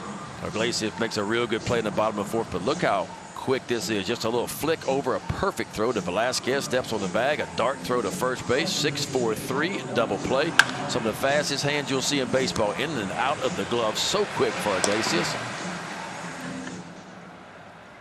And you mentioned the defense. You go back and look at his numbers from a defensive standpoint. They have been outstanding in his career. One of the top 5 defenders at the shortstop position, the last 5 or 6 years in baseball. Rocket shot hit by Albies right back through the box. He's got 2 hits in the game. The Orioles with a 10-0 lead. 9-run 3rd inning with 3 home runs and a whole boatload of hitters coming up. 100 miles an hour off the bat from Ozzie Albies.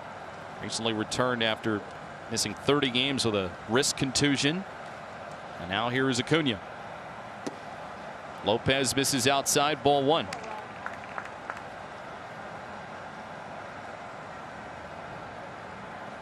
Jorge Lopez a little bit north of 70 pitches right now.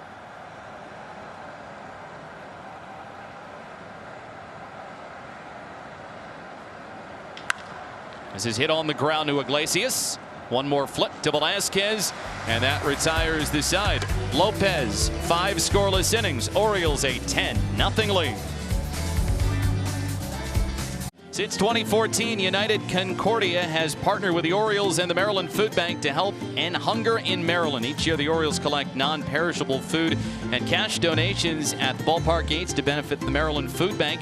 Today, United Concordia Dental will be making a $10,000 donation to the Maryland Food Bank.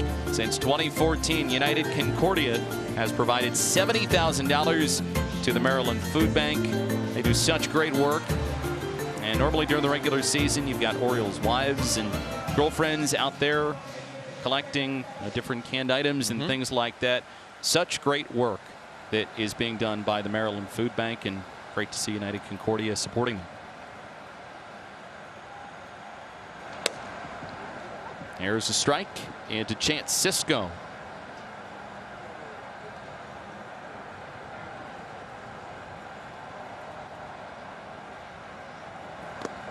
Jackson misses in the dirt with a slider. It's 1 ball and 1 strike. 9-run 3rd inning. Biggest inning of the year for the Orioles.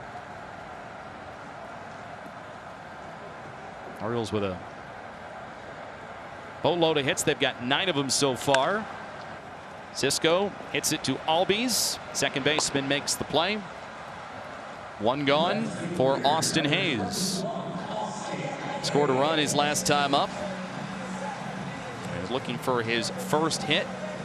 It's activated off the injured list today, and had been swinging the bat really well at the time when he went on the IL with the non-displaced rib fracture. I think that was the toughest part about it, because he was starting to find his swing and to get into a rhythm. Yeah, began the year in that leadoff spot, and it's a lot of pressure in that leadoff spot because you kind of feel like you set the tone, and he had his struggles, and Brandon Hyde, of course, moved him down towards the bottom where there's less pressure to hit, and he actually started performing a lot better, and he took a ball off the ribs at about 95 miles an hour. Well, there's a base hit.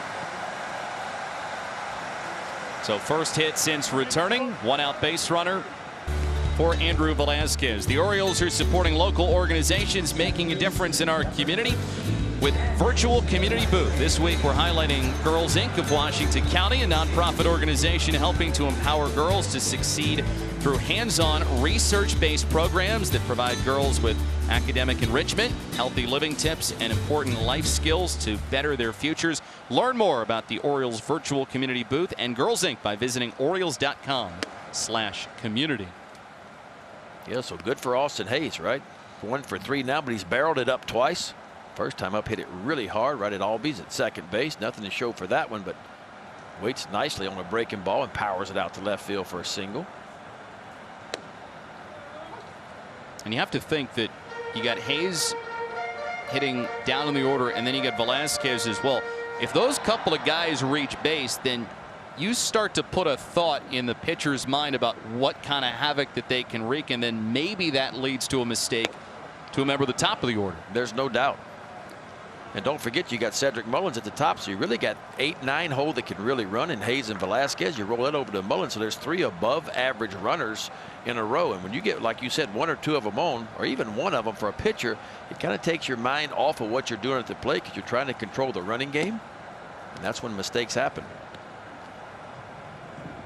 3-1 against Velasquez, who has walked and scored. He's also struck out. Facing Luke Jackson in the first of 3 games between the Orioles and the Braves. Velazquez fouls it back. Count is full. Final homestand of the year for the Orioles, and they face an Atlanta team that does not have any wins at Camden Yards since all the way back in June 2009. The last time the Braves won a game at this ballpark, Chipper Jones was in the lineup.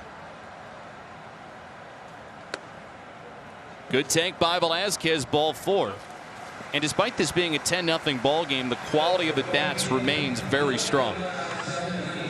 Well, the Orioles trying to get that momentum back, the momentum they had before the road trip. They've done it so far tonight.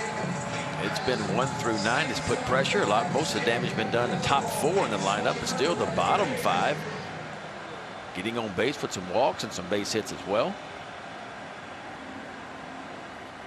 Turns the card over for Cedric Mullins.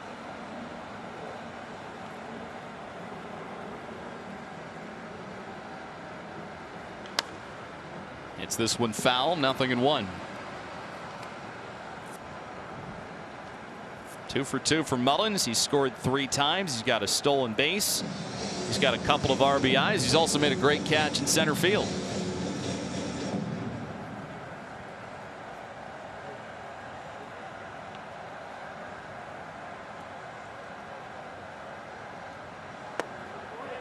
One ball and 1 strike as he took a slider from Jackson.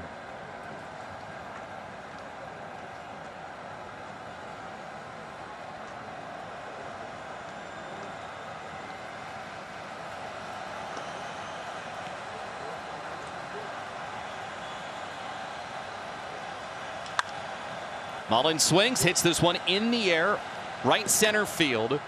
Acuna makes the catch, and Hayes holds on at second base. Well, there's a lot of center fielders in the big leagues. The ball moves him over to right center field. You'll see that runner at second base tag up. But Acuna might be one of the most complete players, if not the most complete player in the game. Shows you a big arm as well. And they got him playing in center field. He's really got a right fielder's arm, so you've got to be really careful. And obviously you don't want to be running into a third out, considering that Jose Iglesias is coming to the plate next. 3-run homer as he swings and flares this one into shallow right, down for a single. Hayes jogs around, he scores.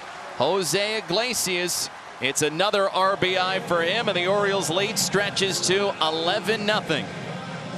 Boy, this was the softest one of the 4 hits so far tonight. Single in the first, single in the third, homer in the third again, and it's just a broken bat, dumps it right over the head of Ozzie Albies out there. Austin Hayes coming around. Velazquez goes from first to third, and there's a 4-for-4 night with 4 RBIs so far for Jose Iglesias. A 4-for-4 night in 5 innings.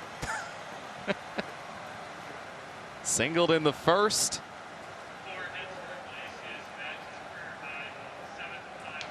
That's high. 1-0 against Stewart.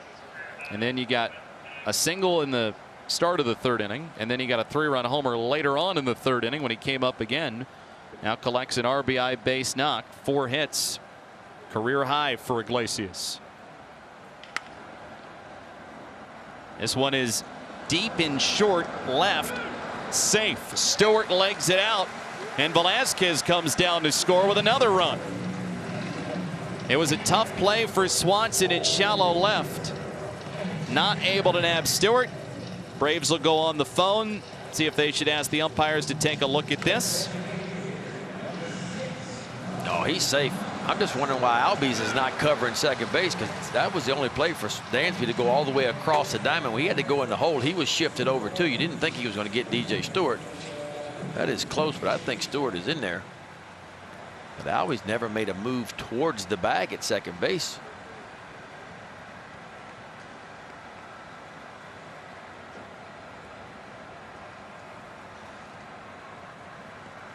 But because of that, the inning's still alive for Mountcastle. It's this one past Riley and into left field. Here comes Iglesias. He's in there safely. Add another RBI to Mountcastle's night. He's driven in 3, and the Orioles lead is 13-0. The hits just keep on coming for the Orioles. This is a bouncing ball. It's a hanging, breaking ball hit toward Austin Riley at third base. I'm guessing they're going to call this a hit. That's a tough play. That one's got to be a hit. I thought the one before that could have been a hit. It was called an error, but that's a ball that's hit hard with a lot of topspin to it. Well, the 13 runs for the Orioles. It is a new season high. They previously had scored 11 runs 3 different times. And Rick Kranitz, after a quick word with Jackson, will head back into the dugout. They're hopeful that Jackson can give them a little bit of length after Toussaint went 2 2/3 innings.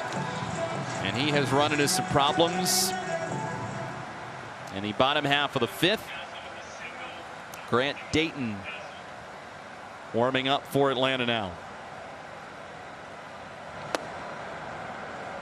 They do credit Mountcastle with a single, so he does get the RBI. So a 3 for 4 night for Mountcastle.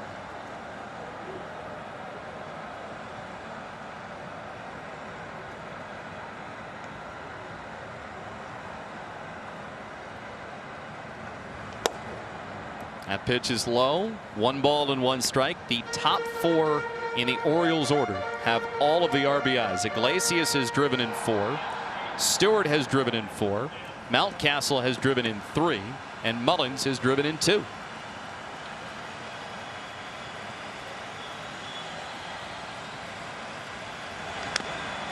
Fouled at the plate, 1 2. Iglesias leading the way with 4 hits. Mountcastle with 3 hits. Stewart and Mullins each with 2 hits apiece. There have been times where the bottom of the order has gotten it done for the Orioles, but tonight it is the top half which has answered big against the Atlanta Braves.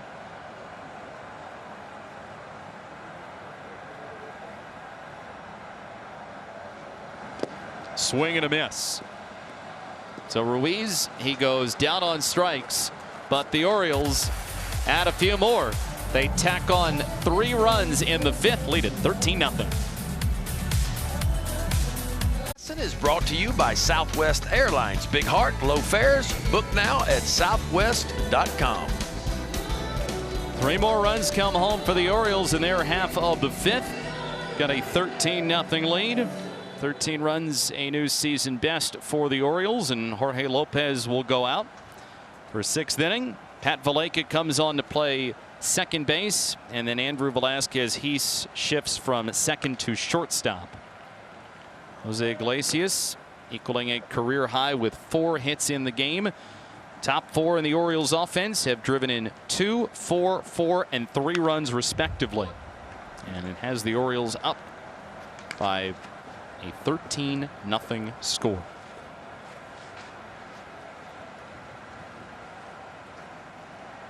One and 1 against Freddie Freeman, who has singled and flied out tonight. 2 balls and a strike, and Jorge Lopez an opportunity to complete 6 innings for the first time with the Orioles. Give the Orioles back-to-back quality starts. John Means 6 innings of 1-run baseball yesterday. And Means also had a 6-inning 1-run outing against the Mets at the start of the road trip to New York. Probably maybe the best takeaway overall from the road trip is John Means looking like John Means of 2019. Yeah, there wasn't a whole lot of offense to take away, but on the mound, you're right. John Means back-to-back quality starts, gives up 1 in each one of them. Freeman swings, hits this one high and deep to right field. Stewart out of room. Braves get on the board on a home run by Freddie Freeman. It is 13-1 as Freddie Freeman hits his 11th one on the season. Boy, what a nice short stroke by Freddie Freeman. He's a big guy. You can see he's 6'4", 11th home run of the season. That came off the bat a little more than 104. Traveled 410 feet. Watch this short stroke. Just straight to it and powers it. Goes up to the top part of the strike zone too at 94 to reach up there and get that one and turn it around. But you're right, going back to the pitching, I mean, there's a few bright spots for me. I mean, Means back-to-back, we talked about it, quality starts, 1 run in each one of them. Ozuna flares it to right center. It's down for a single. We saw Carson Fulmer, the newest Oriole, right? He comes in and gets 4 really quick outs. He looked good in his Oriole debut. Of course, Dean Kramer does it again, right? I mean, Dean Kramer goes out, punches out 7, walks 3 again. And an more impressive start for me because he had to face the Yankees for the 2nd time back-to-back in 5 days, which is very difficult. He still dominated again. So there were certainly some positive things to take away from the road trip. Kramer said he kind of took the game plan that he had the first time against the Yankees, picked out what worked, and then made some adjustments 2nd time through. That is hit sharply to 3rd. Ruiz to 2nd one. Valleca to 1st. Double play.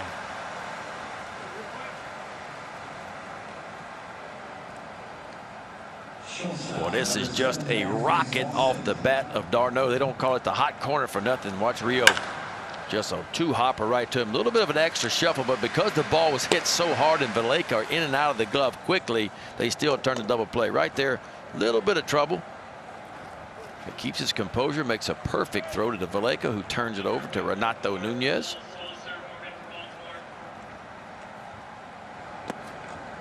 One and nothing to Swanson.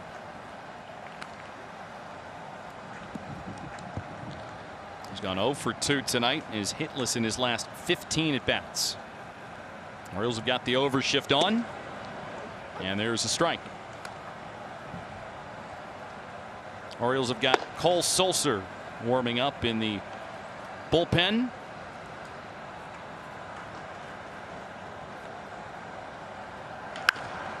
Hit on the ground to the hole to Ruiz, off the deflection. No. You betcha.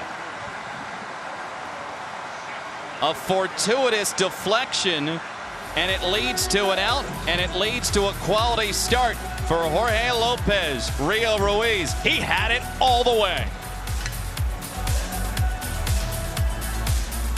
Pitcher records his save. PNC will recognize a frontline healthcare worker from a University of Maryland Medical System hospital by donating a custom Orioles jersey and gift bag to that healthcare hero. Jorge Lopez, 6 innings of 1-run baseball, but the story tonight, the Orioles offense, 13 runs, 13 hits, top 4 producing big, and the Braves will go back to the bullpen and Grant Dayton. Yeah, Grant Dayton in for Luke Jackson. Luke Jackson 2 1/3, gave up 5 earned runs. Grant Dayton on the season, 14 appearances, 2-1 with a very good 2.1 ERA. He's worked 20 2/3, only 19 hits, and how about that strikeout to walk ratio? 23 strikeouts, only 5 walks, and opponents hitting 238 off the left-hander Grant Dayton. Luke Jackson, 5 runs on 6 hits in 2 1/3 innings, 2 walks and a strikeout. Tough nights for him and Touki Toussaint, who made it only 2 2/3 for the Braves. Renato Nunez will start things off for the Orioles in the bottom half of the 6th inning.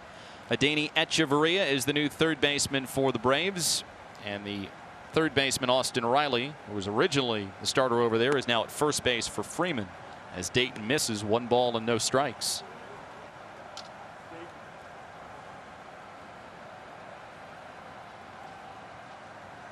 Nunez scored one of the 9 Orioles runs in the 3rd inning.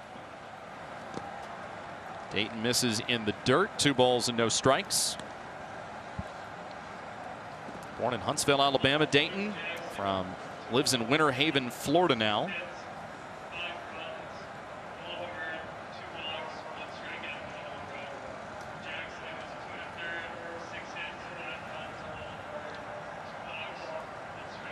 The 2-0.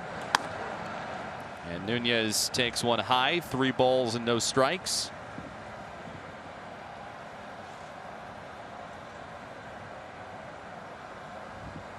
Take somebody that can give you some length. He's pitched 20 2/3 innings, which are the 2nd most in the National League among lefties. That one misses high. Nunez walks, and we'll hear from Rock Kabako.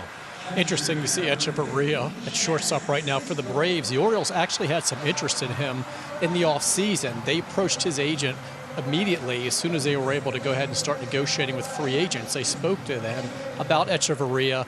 Then they also did their homework on Jose Iglesias. They had to make a decision there, and they decided they really liked Iglesias' defense more and the veteran leadership aspect, and they ended up going ahead and signing Iglesias. But they actually showed initial interest in Echeverria before they went ahead and signed Iglesias. I don't think they have any regrets with their decision. I certainly wouldn't. I mean, Iglesias seems like the steal of the last offseason, the way that he has played this year. Well, it seems like Mike Elias has pushed all the right buttons this year in the offseason, and even during the season to get the Orioles where they are right now with some of the trades. It's paid off some of the free agents they signed to minor league contracts, but yet made some trades for, like a Tommy Malone. So all in all, it's been a good year. And boy, Iglesias has been so valuable because as a leader and a veteran player on this team for the younger guys out there, and of course the way he has hit this year, I don't think anybody expected him to be that productive at the plate. He's making harder contact than he's ever made before this season. And Andrew Velazquez says this is somebody who has been an all-star, who has been one of the top shortstop for a long time. How can you come to the ballpark every day and not learn from somebody like that? Very true.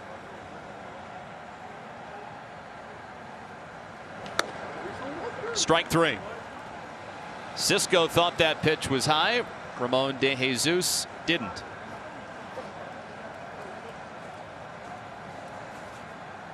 Well, we'll get another look at it. Here's the pitch by Dayton. Just a fastball, just kind of up in the zone. Yes, it's marginal, almost about letter high.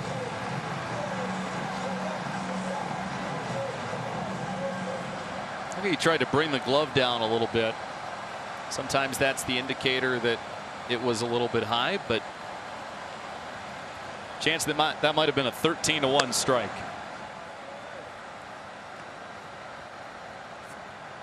Hayes in his first game back, 1 for 3, has scored twice. Playing in left field today. Yeah, and he's been aggressive too. He's attacked a couple of first pitches.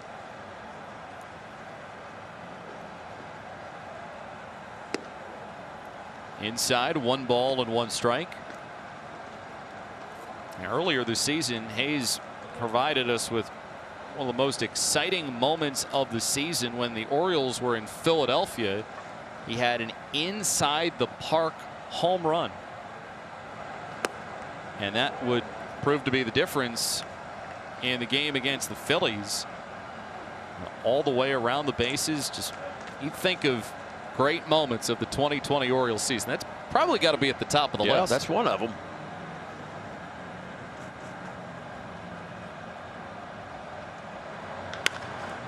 Rifles this one foul.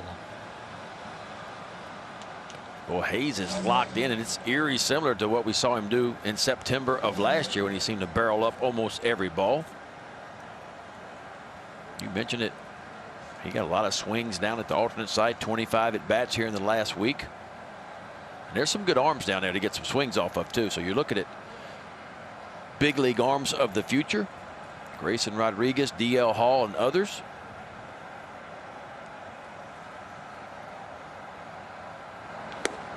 And we showed that graphic right off the top about the difference between the Orioles in 46 games last year and the first 46 games this year. The one thing that you got to attach to it as well is how much the farm system has improved as well.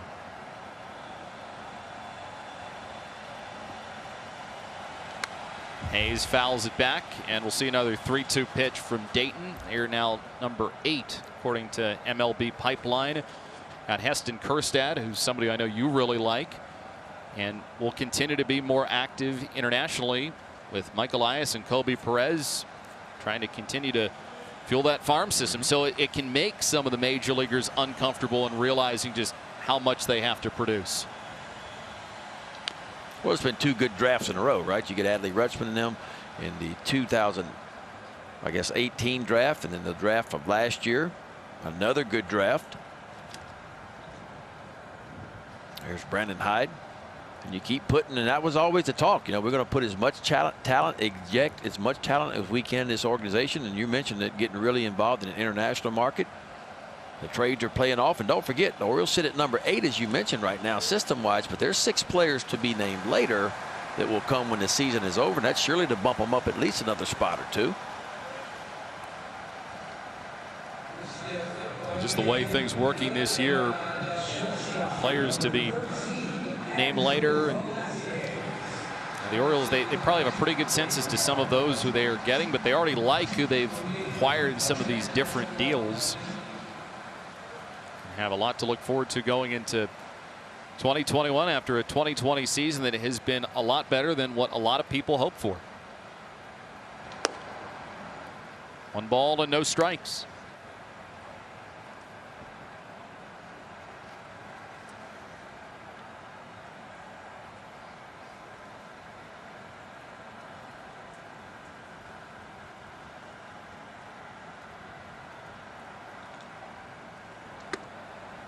Pitch is called a strike. Another one that looked like it might have been a little bit high to Velasquez, but 13-1 games, you'll usually see the home plate umpire begin to stretch the strike zone in some different ways.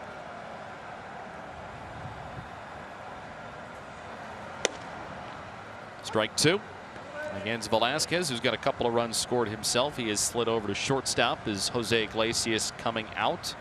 After he put 4 hits up there, drove in 4 runs.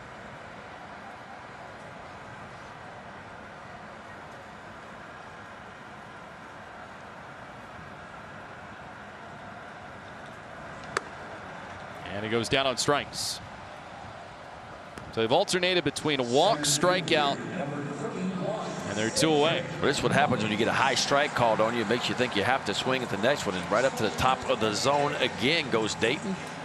Velasquez swings right through it. Here's a side shot of it. Just underneath it.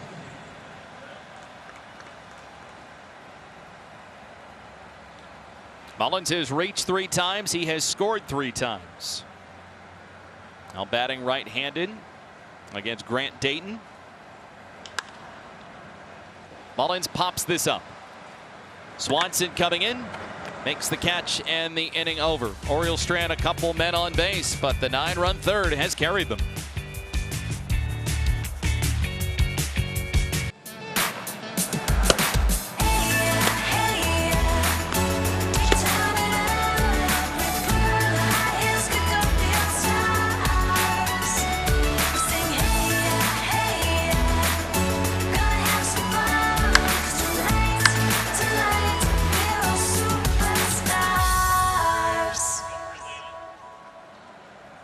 Beautiful night and a beautiful game for the Orioles. They lead it 13-1 as we start this 7th inning from Camden Yards. Jeff Arnold, Ben McDonald, and Rock Kabako with you.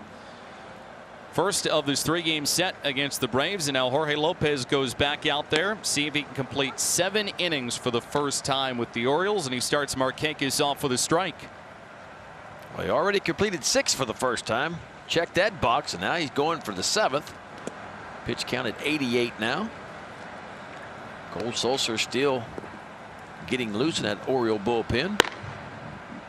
And Bryce Wilson warming up for the Braves as well after great Dayton just pitched the last inning. Stewart going back, and he makes the play going onto the track. Now the Orioles, there are 2 weeks left in the season.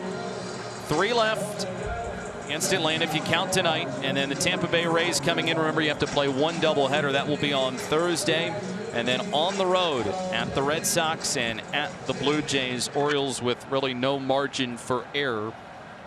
5.5 games back of the 2nd wild card spot. They don't have any games left against the Yankees. It certainly won't be easy, but you knew that going in. You saw the Orioles schedule going in. It was the 3rd hardest schedule in all of Major League Baseball, and the home schedule the Orioles was going to face was #1 in strength of schedule. So work cut out. But one thing we know about this team, it has no quit in it. Hasn't quit all year. Just when you're about ready to count them out, it seems like they make another run at things, and I would not be surprised at all if they made another run. Out to shallow center. Valaika, who came on for Iglesias, makes the catch for out number 2. Download the MLB app to get in-game video highlights, live pitch-by-pitch, breaking news, player updates, stat leaderboards, and much more. Should be plenty of highlights from tonight's game. 9-run third inning for the Orioles. They get 3 in the 5th inning, and then they add 1 in the 1st. Bunch of home runs coming in the 3rd as well. Strike into Riley. Lopez still rocking and firing. That fastball at 94, so he's not lost anything here into the 7th inning. On the ground to Velazquez. Makes the play. Jorge Lopez, 7 innings of 1-run baseball. Longest outing with the Orioles. Time to stretch at Camden Yards. Set. Sounds like Thomas Eshelman is going to be on the mound for the Orioles. Coverage on MASN begins at 7 o'clock with those extra presented by PNC Bank, followed by game coverage at 7:30. We've got all the access you need right here on MASN. A lot of smiles from Jorge Lopez. 7 innings of 1-run baseball. A hug for his catcher, Chance Cisco. And Lopez, Brandon Hyde had said the numbers had been a little bit deceiving. He'd thrown the ball pretty well. Does a good job tonight. Now Bryce Wilson will come on for the Braves. Yeah, Wilson been in 3 games. 6.75, 1 save, 1 opportunity, 6 2/3 innings pitched, 4 strikeouts, 6 walks. Bryce Wilson, drafted back in 2016, 4th-round pick out of Hillsborough, North Carolina. And yeah, Jorge Lopez, I mean, don't forget who he did this against too. 7 innings, 1 run against the hottest team in baseball, team that leads the entire league in runs per game, a team that in its last 5 games was averaging 10.5 runs per game. In the month of September, they were averaging 8 runs per game, and he goes out and gives up 1 run, just a solo shot. So an outstanding effort by Jorge Lopez. Pat Valaika leads off the inning. And Wilson delivers high, 1 ball and no strikes. Valaika, he came on for Iglesias. He is playing at second base. Pitches outside from Wilson. 2 balls and no strikes. So we know Valaika, he can move all around the diamond. Yesterday was the shortstop for the Orioles against the Yankees. Takes a strike. It's 2-1. And his ability to go all across the field has given a lot of options to Brandon Hyde. And on top of that, he's been a pretty good late game hitter. And hit some home runs too. I mean, he just 97 at bats last year with Colorado, just hit 1 home run, but this year. That one caroms off the glove of Markakis, and it's a home run. So as we talk about it, he gets one in the 7th. Why not add another one? It's off the glove of Markakis and over the wall. 14-1 Orioles. My goodness. When it's your day, and the Orioles can do no wrong.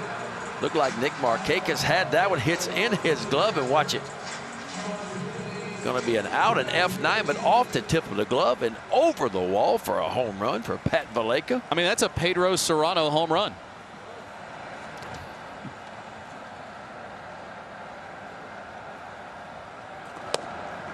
There's a strike over the outside corner.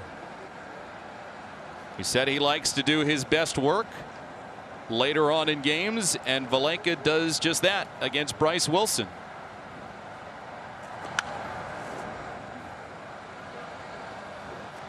Stewart down to the count, 0-2. So Valaika, 6 of his 7 home runs have now come in the 7th inning or later. That mark came into today tied for the 2nd most in the American League.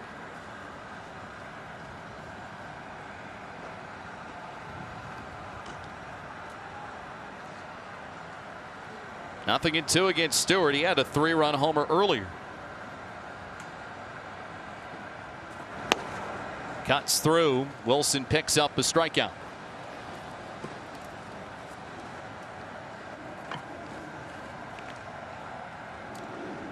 Bryce Wilson, just 22 years old, and you can see why the Braves like him. 97 miles an hour right on the outside part. Perfectly placed, high octane, and located perfectly.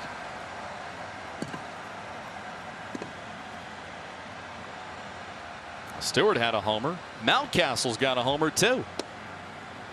Wilson spots a fastball close to the knees for strike one. Mountcastle's came in the third inning, so he has got 5 of them on the year. He has driven in 3 runs tonight. Wilson misses outside, 1 ball and 1 strike.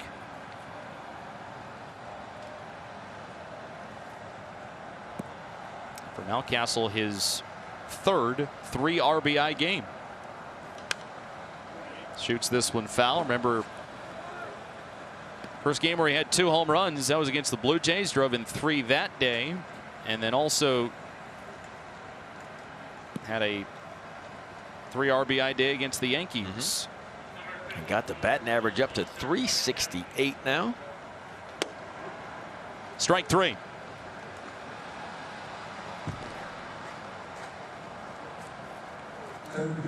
Back-to-back strikeouts now for Bryce Wilson. Got DJ Stewart swinging. Darno sets up on the outside part. This one's just popped perfectly placed. You can't do it any better than that one. 96 on the black. Well, he knows how to bounce back, that's for sure. Gives up the homer and then 2 strikeouts on 6 combined pitches. 7 combined pitches. Ruiz looks at a strike.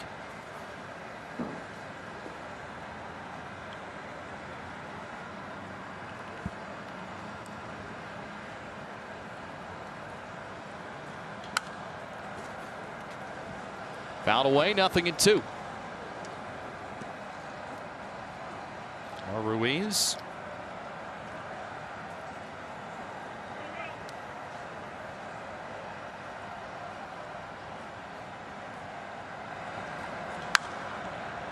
Spoils this one foul. Stays 0-2. It's a former member of the Atlanta Braves. He's started off his career with Houston, then to Atlanta, and has been with the Orioles. He was reunited with Orioles GM Mike Elias.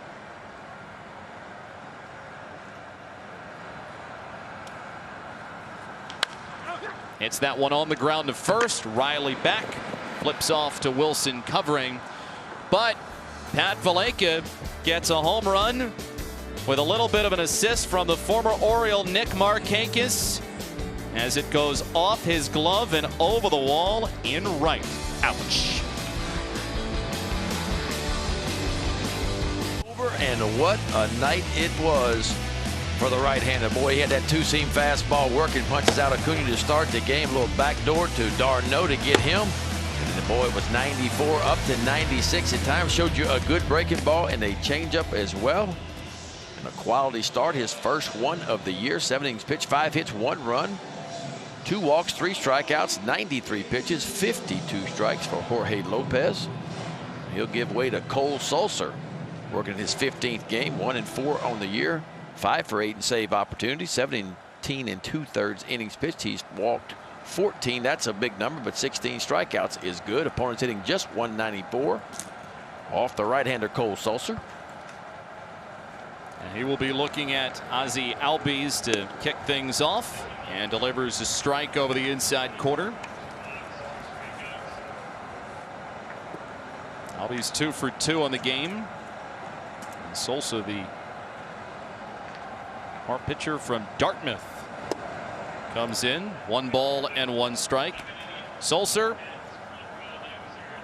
is not the only new one in the game. We've got Brian Holiday, who's playing at first base. He comes on for Renato Nunez. Hit on the ground. Holiday an immediate opportunity.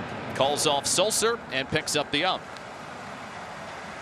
This copyrighted telecast is presented by authority of the Orioles and may not be reproduced or retransmitted in any form, and the accounts and descriptions of this game may not be disseminated without the express written consent of the Orioles. Braves have got some more bullpen activity. Jacob Webb is the one throwing. have run the carousel through in a 13-run hole. Albies looks at one high for ball one. But yeah, we said Sulser, pitcher that went to Dartmouth. There have been quite a few Dartmouth players to reach the major leagues. But not two of them with engineering degrees, I bet. That's true. 2 engineering degrees for Cole Sulser. Sounded like he was studying 2 different things, and it kind of just led to 2 different degrees. I can't relate to that. Well, it sounds good, though. I couldn't do engineering either, if that makes you feel better. No, I was talking about the degree part. Your degree is in fine baseball analysis. Yeah, I saw that about him. 2 engineering degrees. That's impressive. So he's got a couple of those degrees. We asked him who was smarter because he's got a brother, Bo, who also went to Dartmouth. Acuna smacks that one foul. Ron Washington says not so close. Yeah, it's a good thing Ron Washington was backed up a little on that one. He's smart. He knows. We saw these guys take batting practice. Acuna Jr., Ozuna. They turn them around pretty quick, but not tonight.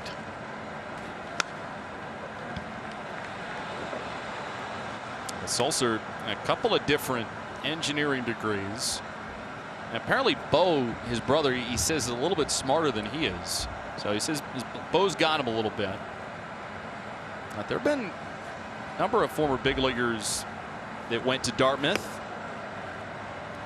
You've got Brad Osmus was one. Mike Remlinger, of course, had a great career in the major leagues. And Jim Beattie, the former Orioles GM, he went there as well.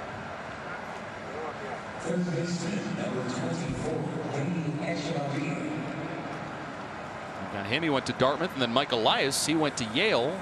Apparently, he and Sulser have not really gotten to talk too much about their respective Ivy League experiences. But Mike was a former pitcher at Yale, and then went into player development after that, scouting. Scouting, yeah. Left-handed pitcher, too. Left-handed pitcher. Sulser had the better senior year ERA, but I think it still worked out okay for Mike. Yeah.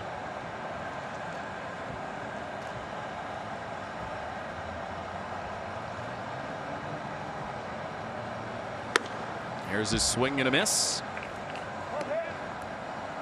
1 ball and 2 strikes against Adeiny Echeverria. He came on and took the batting order spot of Freddie Freeman.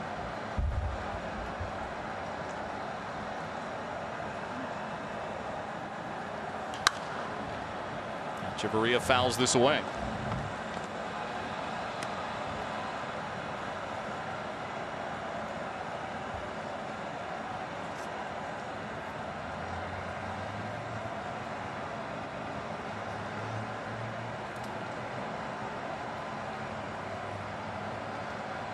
One, two.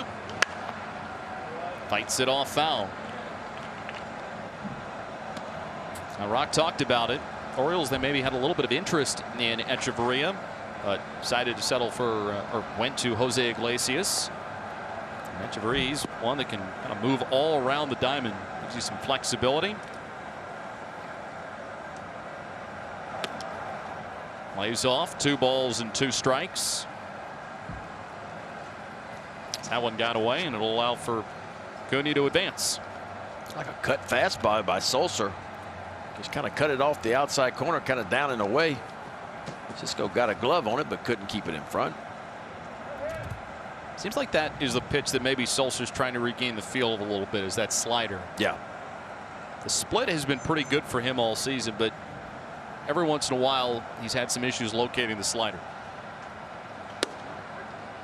That's a well-located fastball, and Echeverria called out on strikes.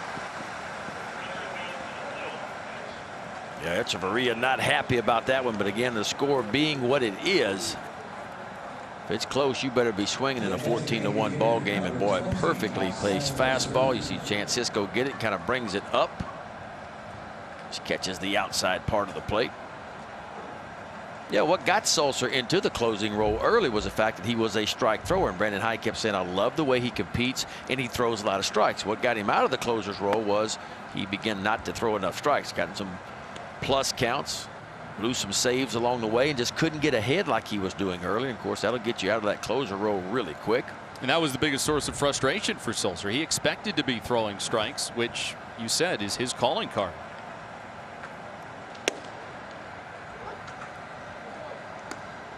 Well, you got a couple of weeks left in the season. You see if he can put some good outings together, close out the year on a high note. Sulser has had some good moments. There have been some challenging moments, but someone who is early on in their big league career, probably going to endure some of both. Ruiz fields it, gets the out, and we will move to the middle of the 8th inning. Geico do-ups, Brian Holiday, Chance Sisco, Austin Hayes. Geico, 15 minutes could save you 15% or more on car insurance. Baltimore character, the Little Utz Girl, has been placed to the ballpark for the remainder of home games starting tonight. O's will likely be moving her around the ballpark, but to start things out, plan to have her appear on camera during tonight's game from right field. There she is. Right down the right field line she is. There is Jacob Webb, making his 3rd appearance for the Braves. Does not have an ERA, 3 innings, 3 hits. Very good 4-to-1 strikeout to walk ratio. Opponent's hitting .250 off the right-hander Jacob Webb. I had a bag of Utz chips for lunch today. How about that? I was going to say that it would be great if we all could have some Utz chips about now. Even Rock Kabako could probably have some Utz chips. I hear that Mondays are cheat days for him. No way, I don't believe it. Rock is bringing up the physical fitness of this broadcast booth over the next couple of days. I'll tell you that. I don't think Rock's ever eaten a bag of chips in his life. Yeah, Rock, have you ever eaten a bag of chips in your life? Maybe when he was 12. I have stuck my entire head in a bag of chips. You know, it was my birthday, so to celebrate, my fiance Emily actually gave me a box of donuts, a bag of chips, and said, go ahead, have at it. Just this one day. So. Wow.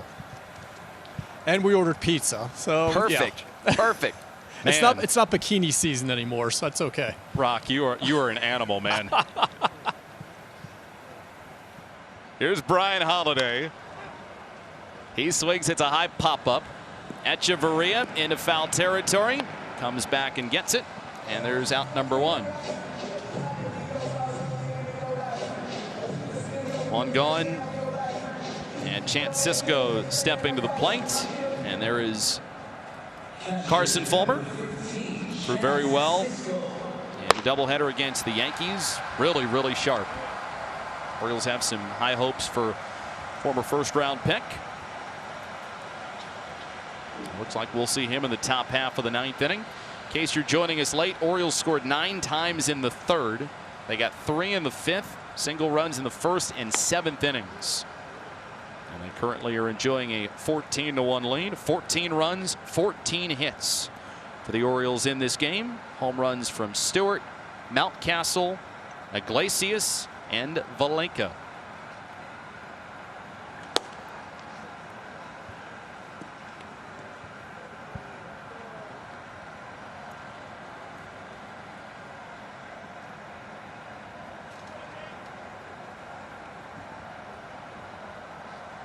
Two and nothing on Chance Sisco. That offering is high, 3 balls and no strikes. Bryce Wilson was the one who preceded Webb. Gave up the Valenka home run and then struck out 2.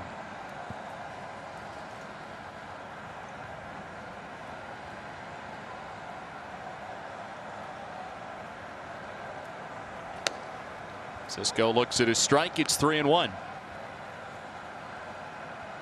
And the offense tonight for the Orioles started with the top group. Cedric Mullins 2 for 4, 3 runs scored, 2 driven in. Jose Iglesias before he exited 4 for 4, a home run, 4 driven in, 3 runs. And Sisco will take a walk there. DJ Stewart 2 for 5, another home run. He drives in 4. Mountcastle 3 for 5, a home run. He drives in 3.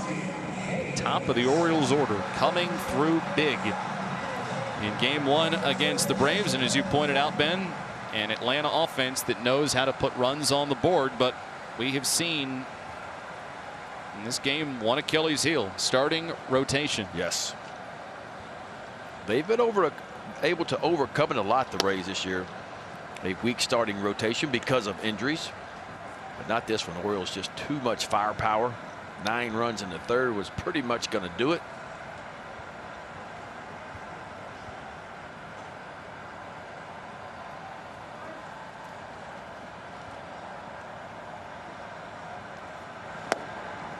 One ball and 1 strike against Austin Hayes. Atlanta pitching has also walked 8 in this game.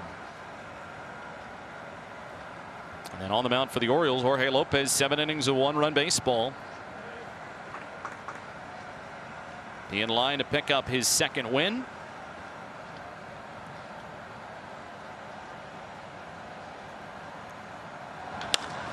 Hayes hits one through the left side.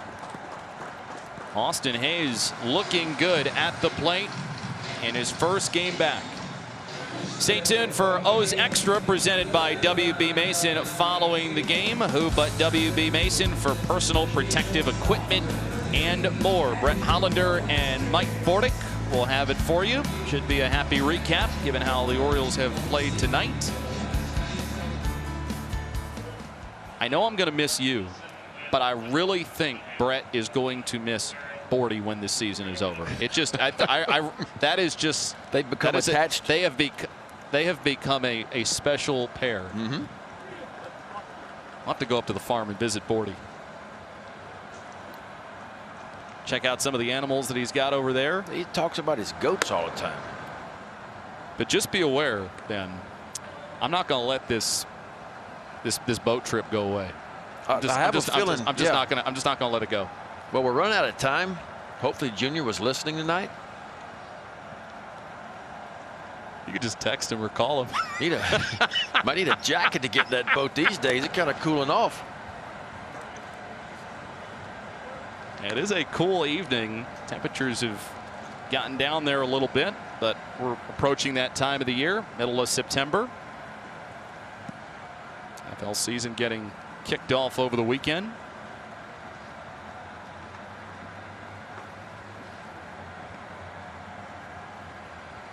Two on, 1 out. And Velasquez looks at one high and away for ball 3. Velasquez possibly walk for a 3rd time in this game. Seen a lot of pitches and 4 different trips to the plate.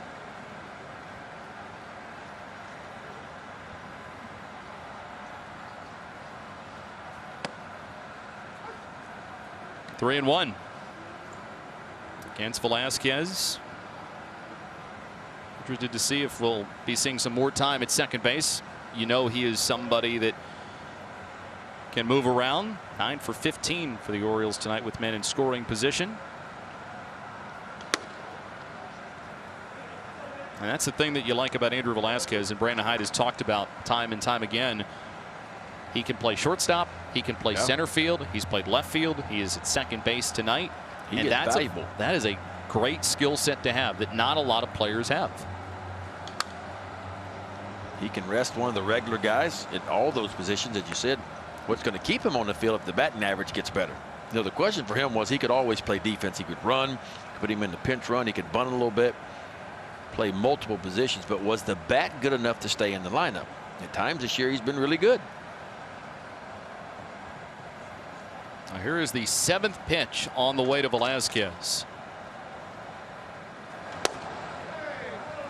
Ball 4. Close pitch. Velasquez took it. He's got 3 walks, and the Orioles have got the bases loaded with the top of the order up. Pretty gutsy to take this pitch in the situation that we're in the ball game. Pretty much set down the middle, but because the catcher Darno was set up on the outside part of the plate, and that ball's all the way inside. A lot of the times big league umpires, even though it may catch the strike zone, you won't normally get those calls.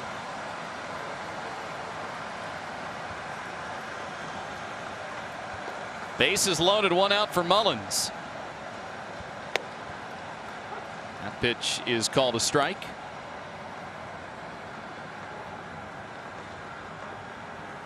Two RBIs for Cedric Mullins on the night. 3 runs scored.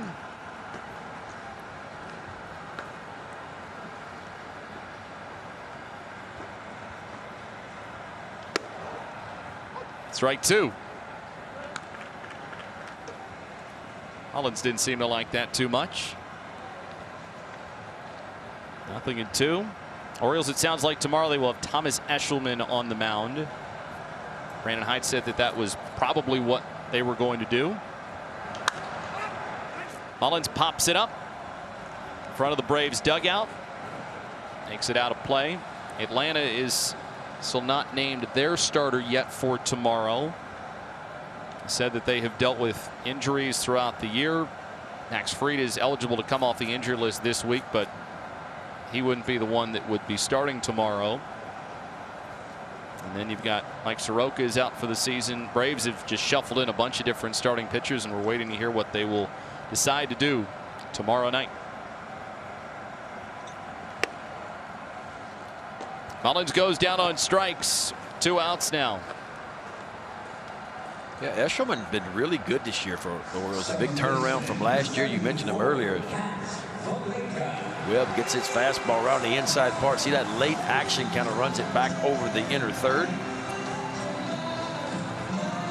All 3 of Eshelman's starts this year, he's given up 2 earned runs or less. ERA is under 4. It's a big turnaround year from what he did last year.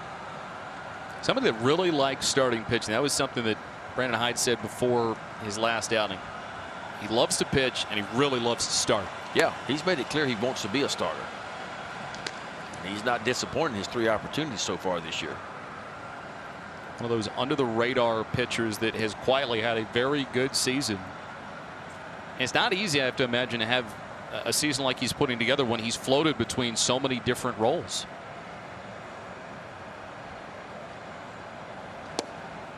One ball and 1 strike. I'll take a look at Pat Valleca. It's a fastball on the outside part of the plate. He drives it to straightaway right field. It looked like Nick Markakis was going to catch it, but instead off the tip of the glove, and Pat Valleca will take it for another home run. Another home run in the 7th inning or later, too. Grounds it foul. Falls behind 1-2. That home run off of Markakis' glove, that has kind of summed up the night in a nutshell for the Braves. Orioles snap a 5-game losing streak. Pick up a much-needed win in the first of 3 against Atlanta tonight. Yeah, it's been a complete effort for the Orioles. The defense, we've seen some outstanding defense. Been really good. Mullins ran a ball down. Jose Iglesias was good. A ricochet from Iglesias to Rio Ruiz to end the inning. Well, Orioles leave them loaded, but they're up 14-1.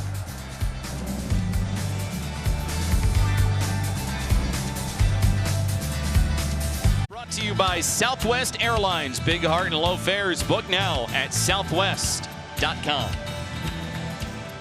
14-1 Orioles with a lead over the Braves. 9 runs coming home for the Orioles in the 3rd inning. And now the O's will see if they can close it out. Carson Fulmer comes on for his 2nd appearance. Fulmer's been in 8 games this year. Detroit and the Orioles. 8 innings pitched, 8 hits. He struck out 8. He's walked 3 along the way, and boy, he looked good in his first appearance with the Orioles.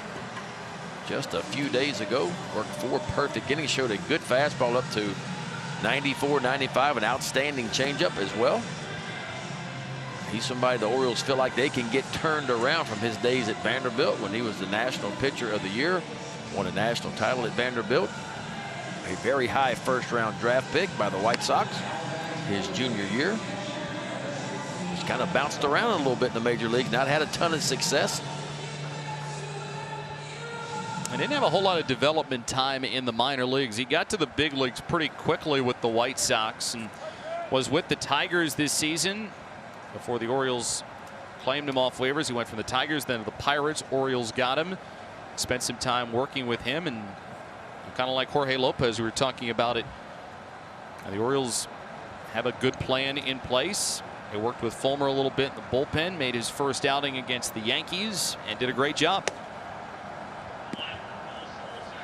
0-1 against Travis d'Arnaud. Changeup is really good. Fastball curve, and then he's got the cutter too.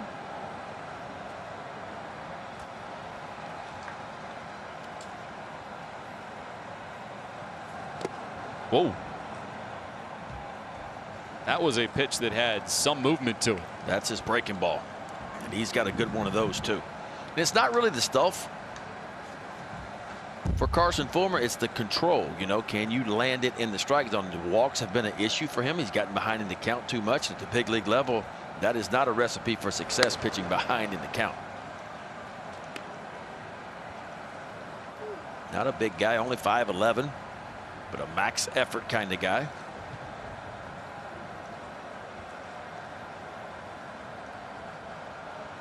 He's ahead of d'Arnaud, 1-2. He misses low with a 94-mile-an-hour fastball. Also somebody that he was asked about this on the Zoom.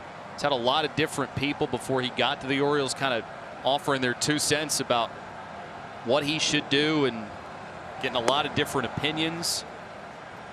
And as a pitcher, I mean, how tough is it when you're in the major leagues and everyone seems like they've got the answer on what you need to do to be a really good big league pitcher? It's very difficult. You never hear from those guys while things are going well, right? Nobody talks to you when things are going good. It's when you begin to struggle is when you start to get a lot of ears. And as a young guy, you want to try to learn as fast as you can. So you begin to talk to everyone. You begin to get advice from everywhere, and that's when it can really get crazy on you. This is a good fastball, 93 miles an hour, right at the bottom of the zone. And so, you know, he admitted the other day in the Zoom call, he kind of started getting pulled a lot of different directions, kind of forgot what he did best, and that was attacking the strike zone. Changed his mechanics, changed his windup. Some organizations slowed him down, others sped him up, and he just didn't know which way was up at one point. And it seems very much like the Orioles, they have a plan for him, but at the same time they want to make sure there's buy-in from him as far as what he wants to do and what kind of pitcher he wants to be. And I love that about Doug Broquel, about Brandon Hyde. You know, you talk about Darren Holmes too, Chris Holt. They want to give you an opportunity to do it the way you, with very little input. Now, if you don't have success your way and they think something that's really sticking out, then we got to change a few things. But they just kind of watched Carson Fulmer throw. They made some very minor adjustments, got him more upright in his mechanics a little bit, and going to let him go. And he was really good his first time out.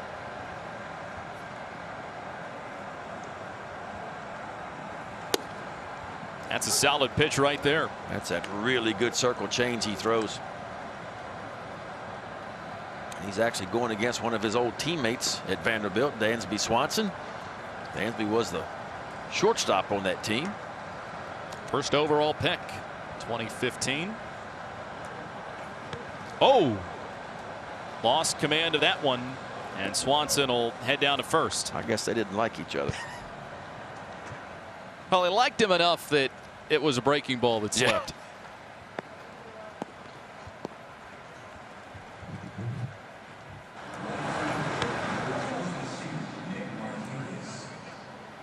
Yeah, because Chance Isco set up more on the outside part of the plate. That actually might have been that. I think it might have been a change. Yeah.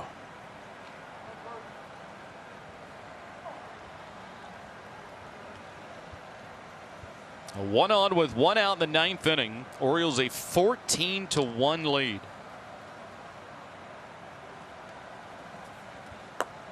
That one gets away. And Fulmer has missed badly on these last 2 pitches.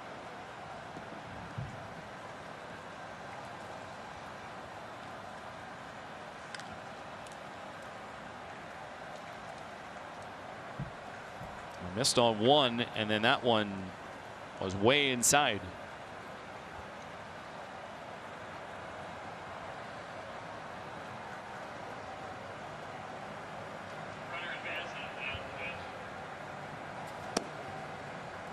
Two balls and no strikes against Markakis.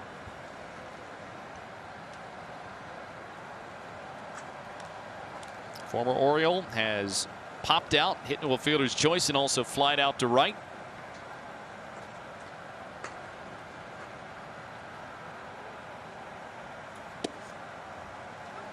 Comes back with a strike over the inside corner, 2-1.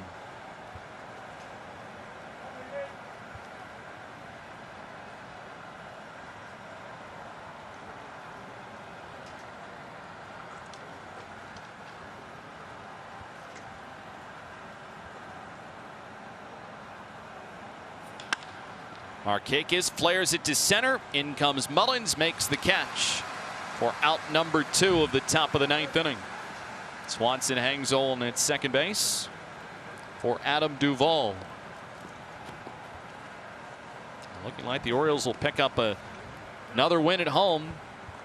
Last time that they were at home, they took 3 straight against the Yankees to close out the homestand. It appears they're going to pick up a victory in the first game of this homestand against the Braves, the final homestand of the year for the Orioles. Yeah, that'll be what, 7 wins in their last 9 home games. Things didn't maybe start off the way the Orioles wanted to at home. They were very good on the road to begin this year, but lately it's kind of flipped around. And at Camden Yards, spikes that one in the dirt, and that's going to allow Swanson to advance again to third. Yeah, and all of a sudden, very herky-jerky for Carson Fulmer. He's jerked 3 balls over to that side of the plate. See him shaking his head a little bit. He's trying to figure it out from a mechanic standpoint. And when you're a max effort guy and you really get herky-jerky, you know, your front shoulder, your front elbow, your glove arm, that's kind of your steering wheel, you know. And when you go down the slope towards home plate, your steering wheel has to be pointed at the target. In other words, he's got to get his left elbow going towards home plate. And when you open up a little bit too quickly, like he's doing, what I call going east and west a little bit, that's when the ball starts to really spray around. See if he can try and make the adjustment. It's fallen behind Duvall 2-0. Just want to try to leave your chin and your front shoulder in the catcher's glove as long as you can. Let the arm come right behind it. That'll typically straighten out. It's very hard to do on the mound.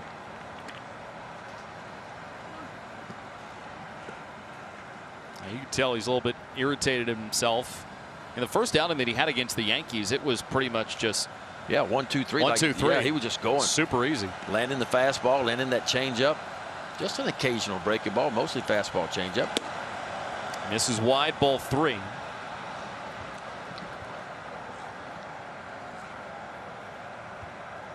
I have to imagine that, you know, when you're in a spot where he's in and he's trying to work on a couple of things, you probably have some outings like these, don't you, where you're probably, yeah, it's not all the way where you want to be. I know where you're going. It's tough to kind of work your mechanics out in the middle of ball games. You'd like to be in the off season working on your mechanics or maybe getting some bullpens, but having to do it against big league hitters in a game type situation makes it even more difficult. And that's why he comes in low leverage type situations right now, where he can kind of figure it out, get his feet wet, get confident in what he's trying to accomplish, and then as he continues to have success, he'll move into maybe different situations along the way.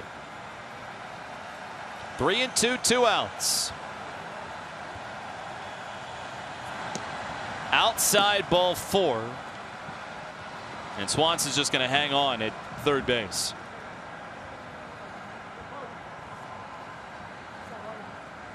Now 19 pitches so far for Fulmer. 10 balls, 9 strikes. He looked in command against d'Arnaud, struck him out, jumped ahead of Swanson 0-2, and then he plunked him with a changeup. Got Markakis to fly out, and then just walked Duvall.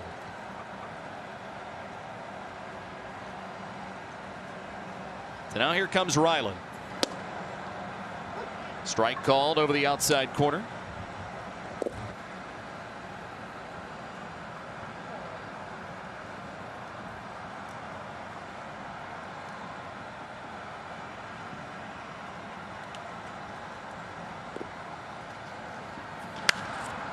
There's a swing and a foul to the right, 0-2. Make sure you stay tuned. O's Extra Post Game with Brett and Bordy coming up next. A lot of highlights to go through in this one. A lot of highlights to go through, especially that 9-run third inning for the Orioles, where a ton of men came up, bunch of home runs. Misses in the dirt there. 1 ball and 2 strikes.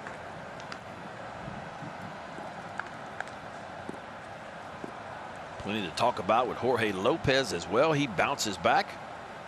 First 2 starts were really good for Lopez. He only gave up 3 runs in those 2 starts, but then 5 runs against the Mets, where he didn't particularly throw bad, just couldn't get out of a couple of innings there toward the end. 1-2 pitch, swinging a foul off to the right. There's a note seeing on Twitter. Sarah Langs does a tremendous job at MLB.com. First time the Orioles have scored 9+ runs in an inning since April 15th of 2016. They got 9 in the 7th that day against the Texas Rangers. 1-2. 2 balls and 2 strikes against Riley.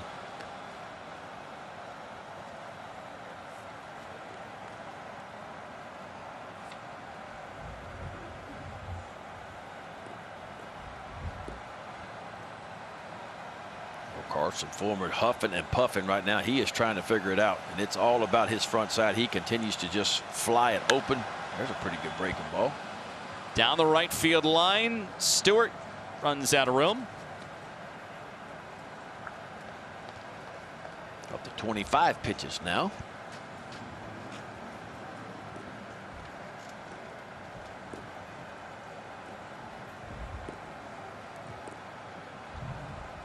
This will be the 8th one that Riley will see. Men at the corners. Homer looking for 1 more out. Out to center. Mullins got it. Cedric Mullins closes out the game in style. And the Orioles take it 14-1 over the Atlanta Braves. Orioles get 9 runs in the 3rd, season high 14 runs in the game, and Cedric Mullins with another tremendous catch. We will be right back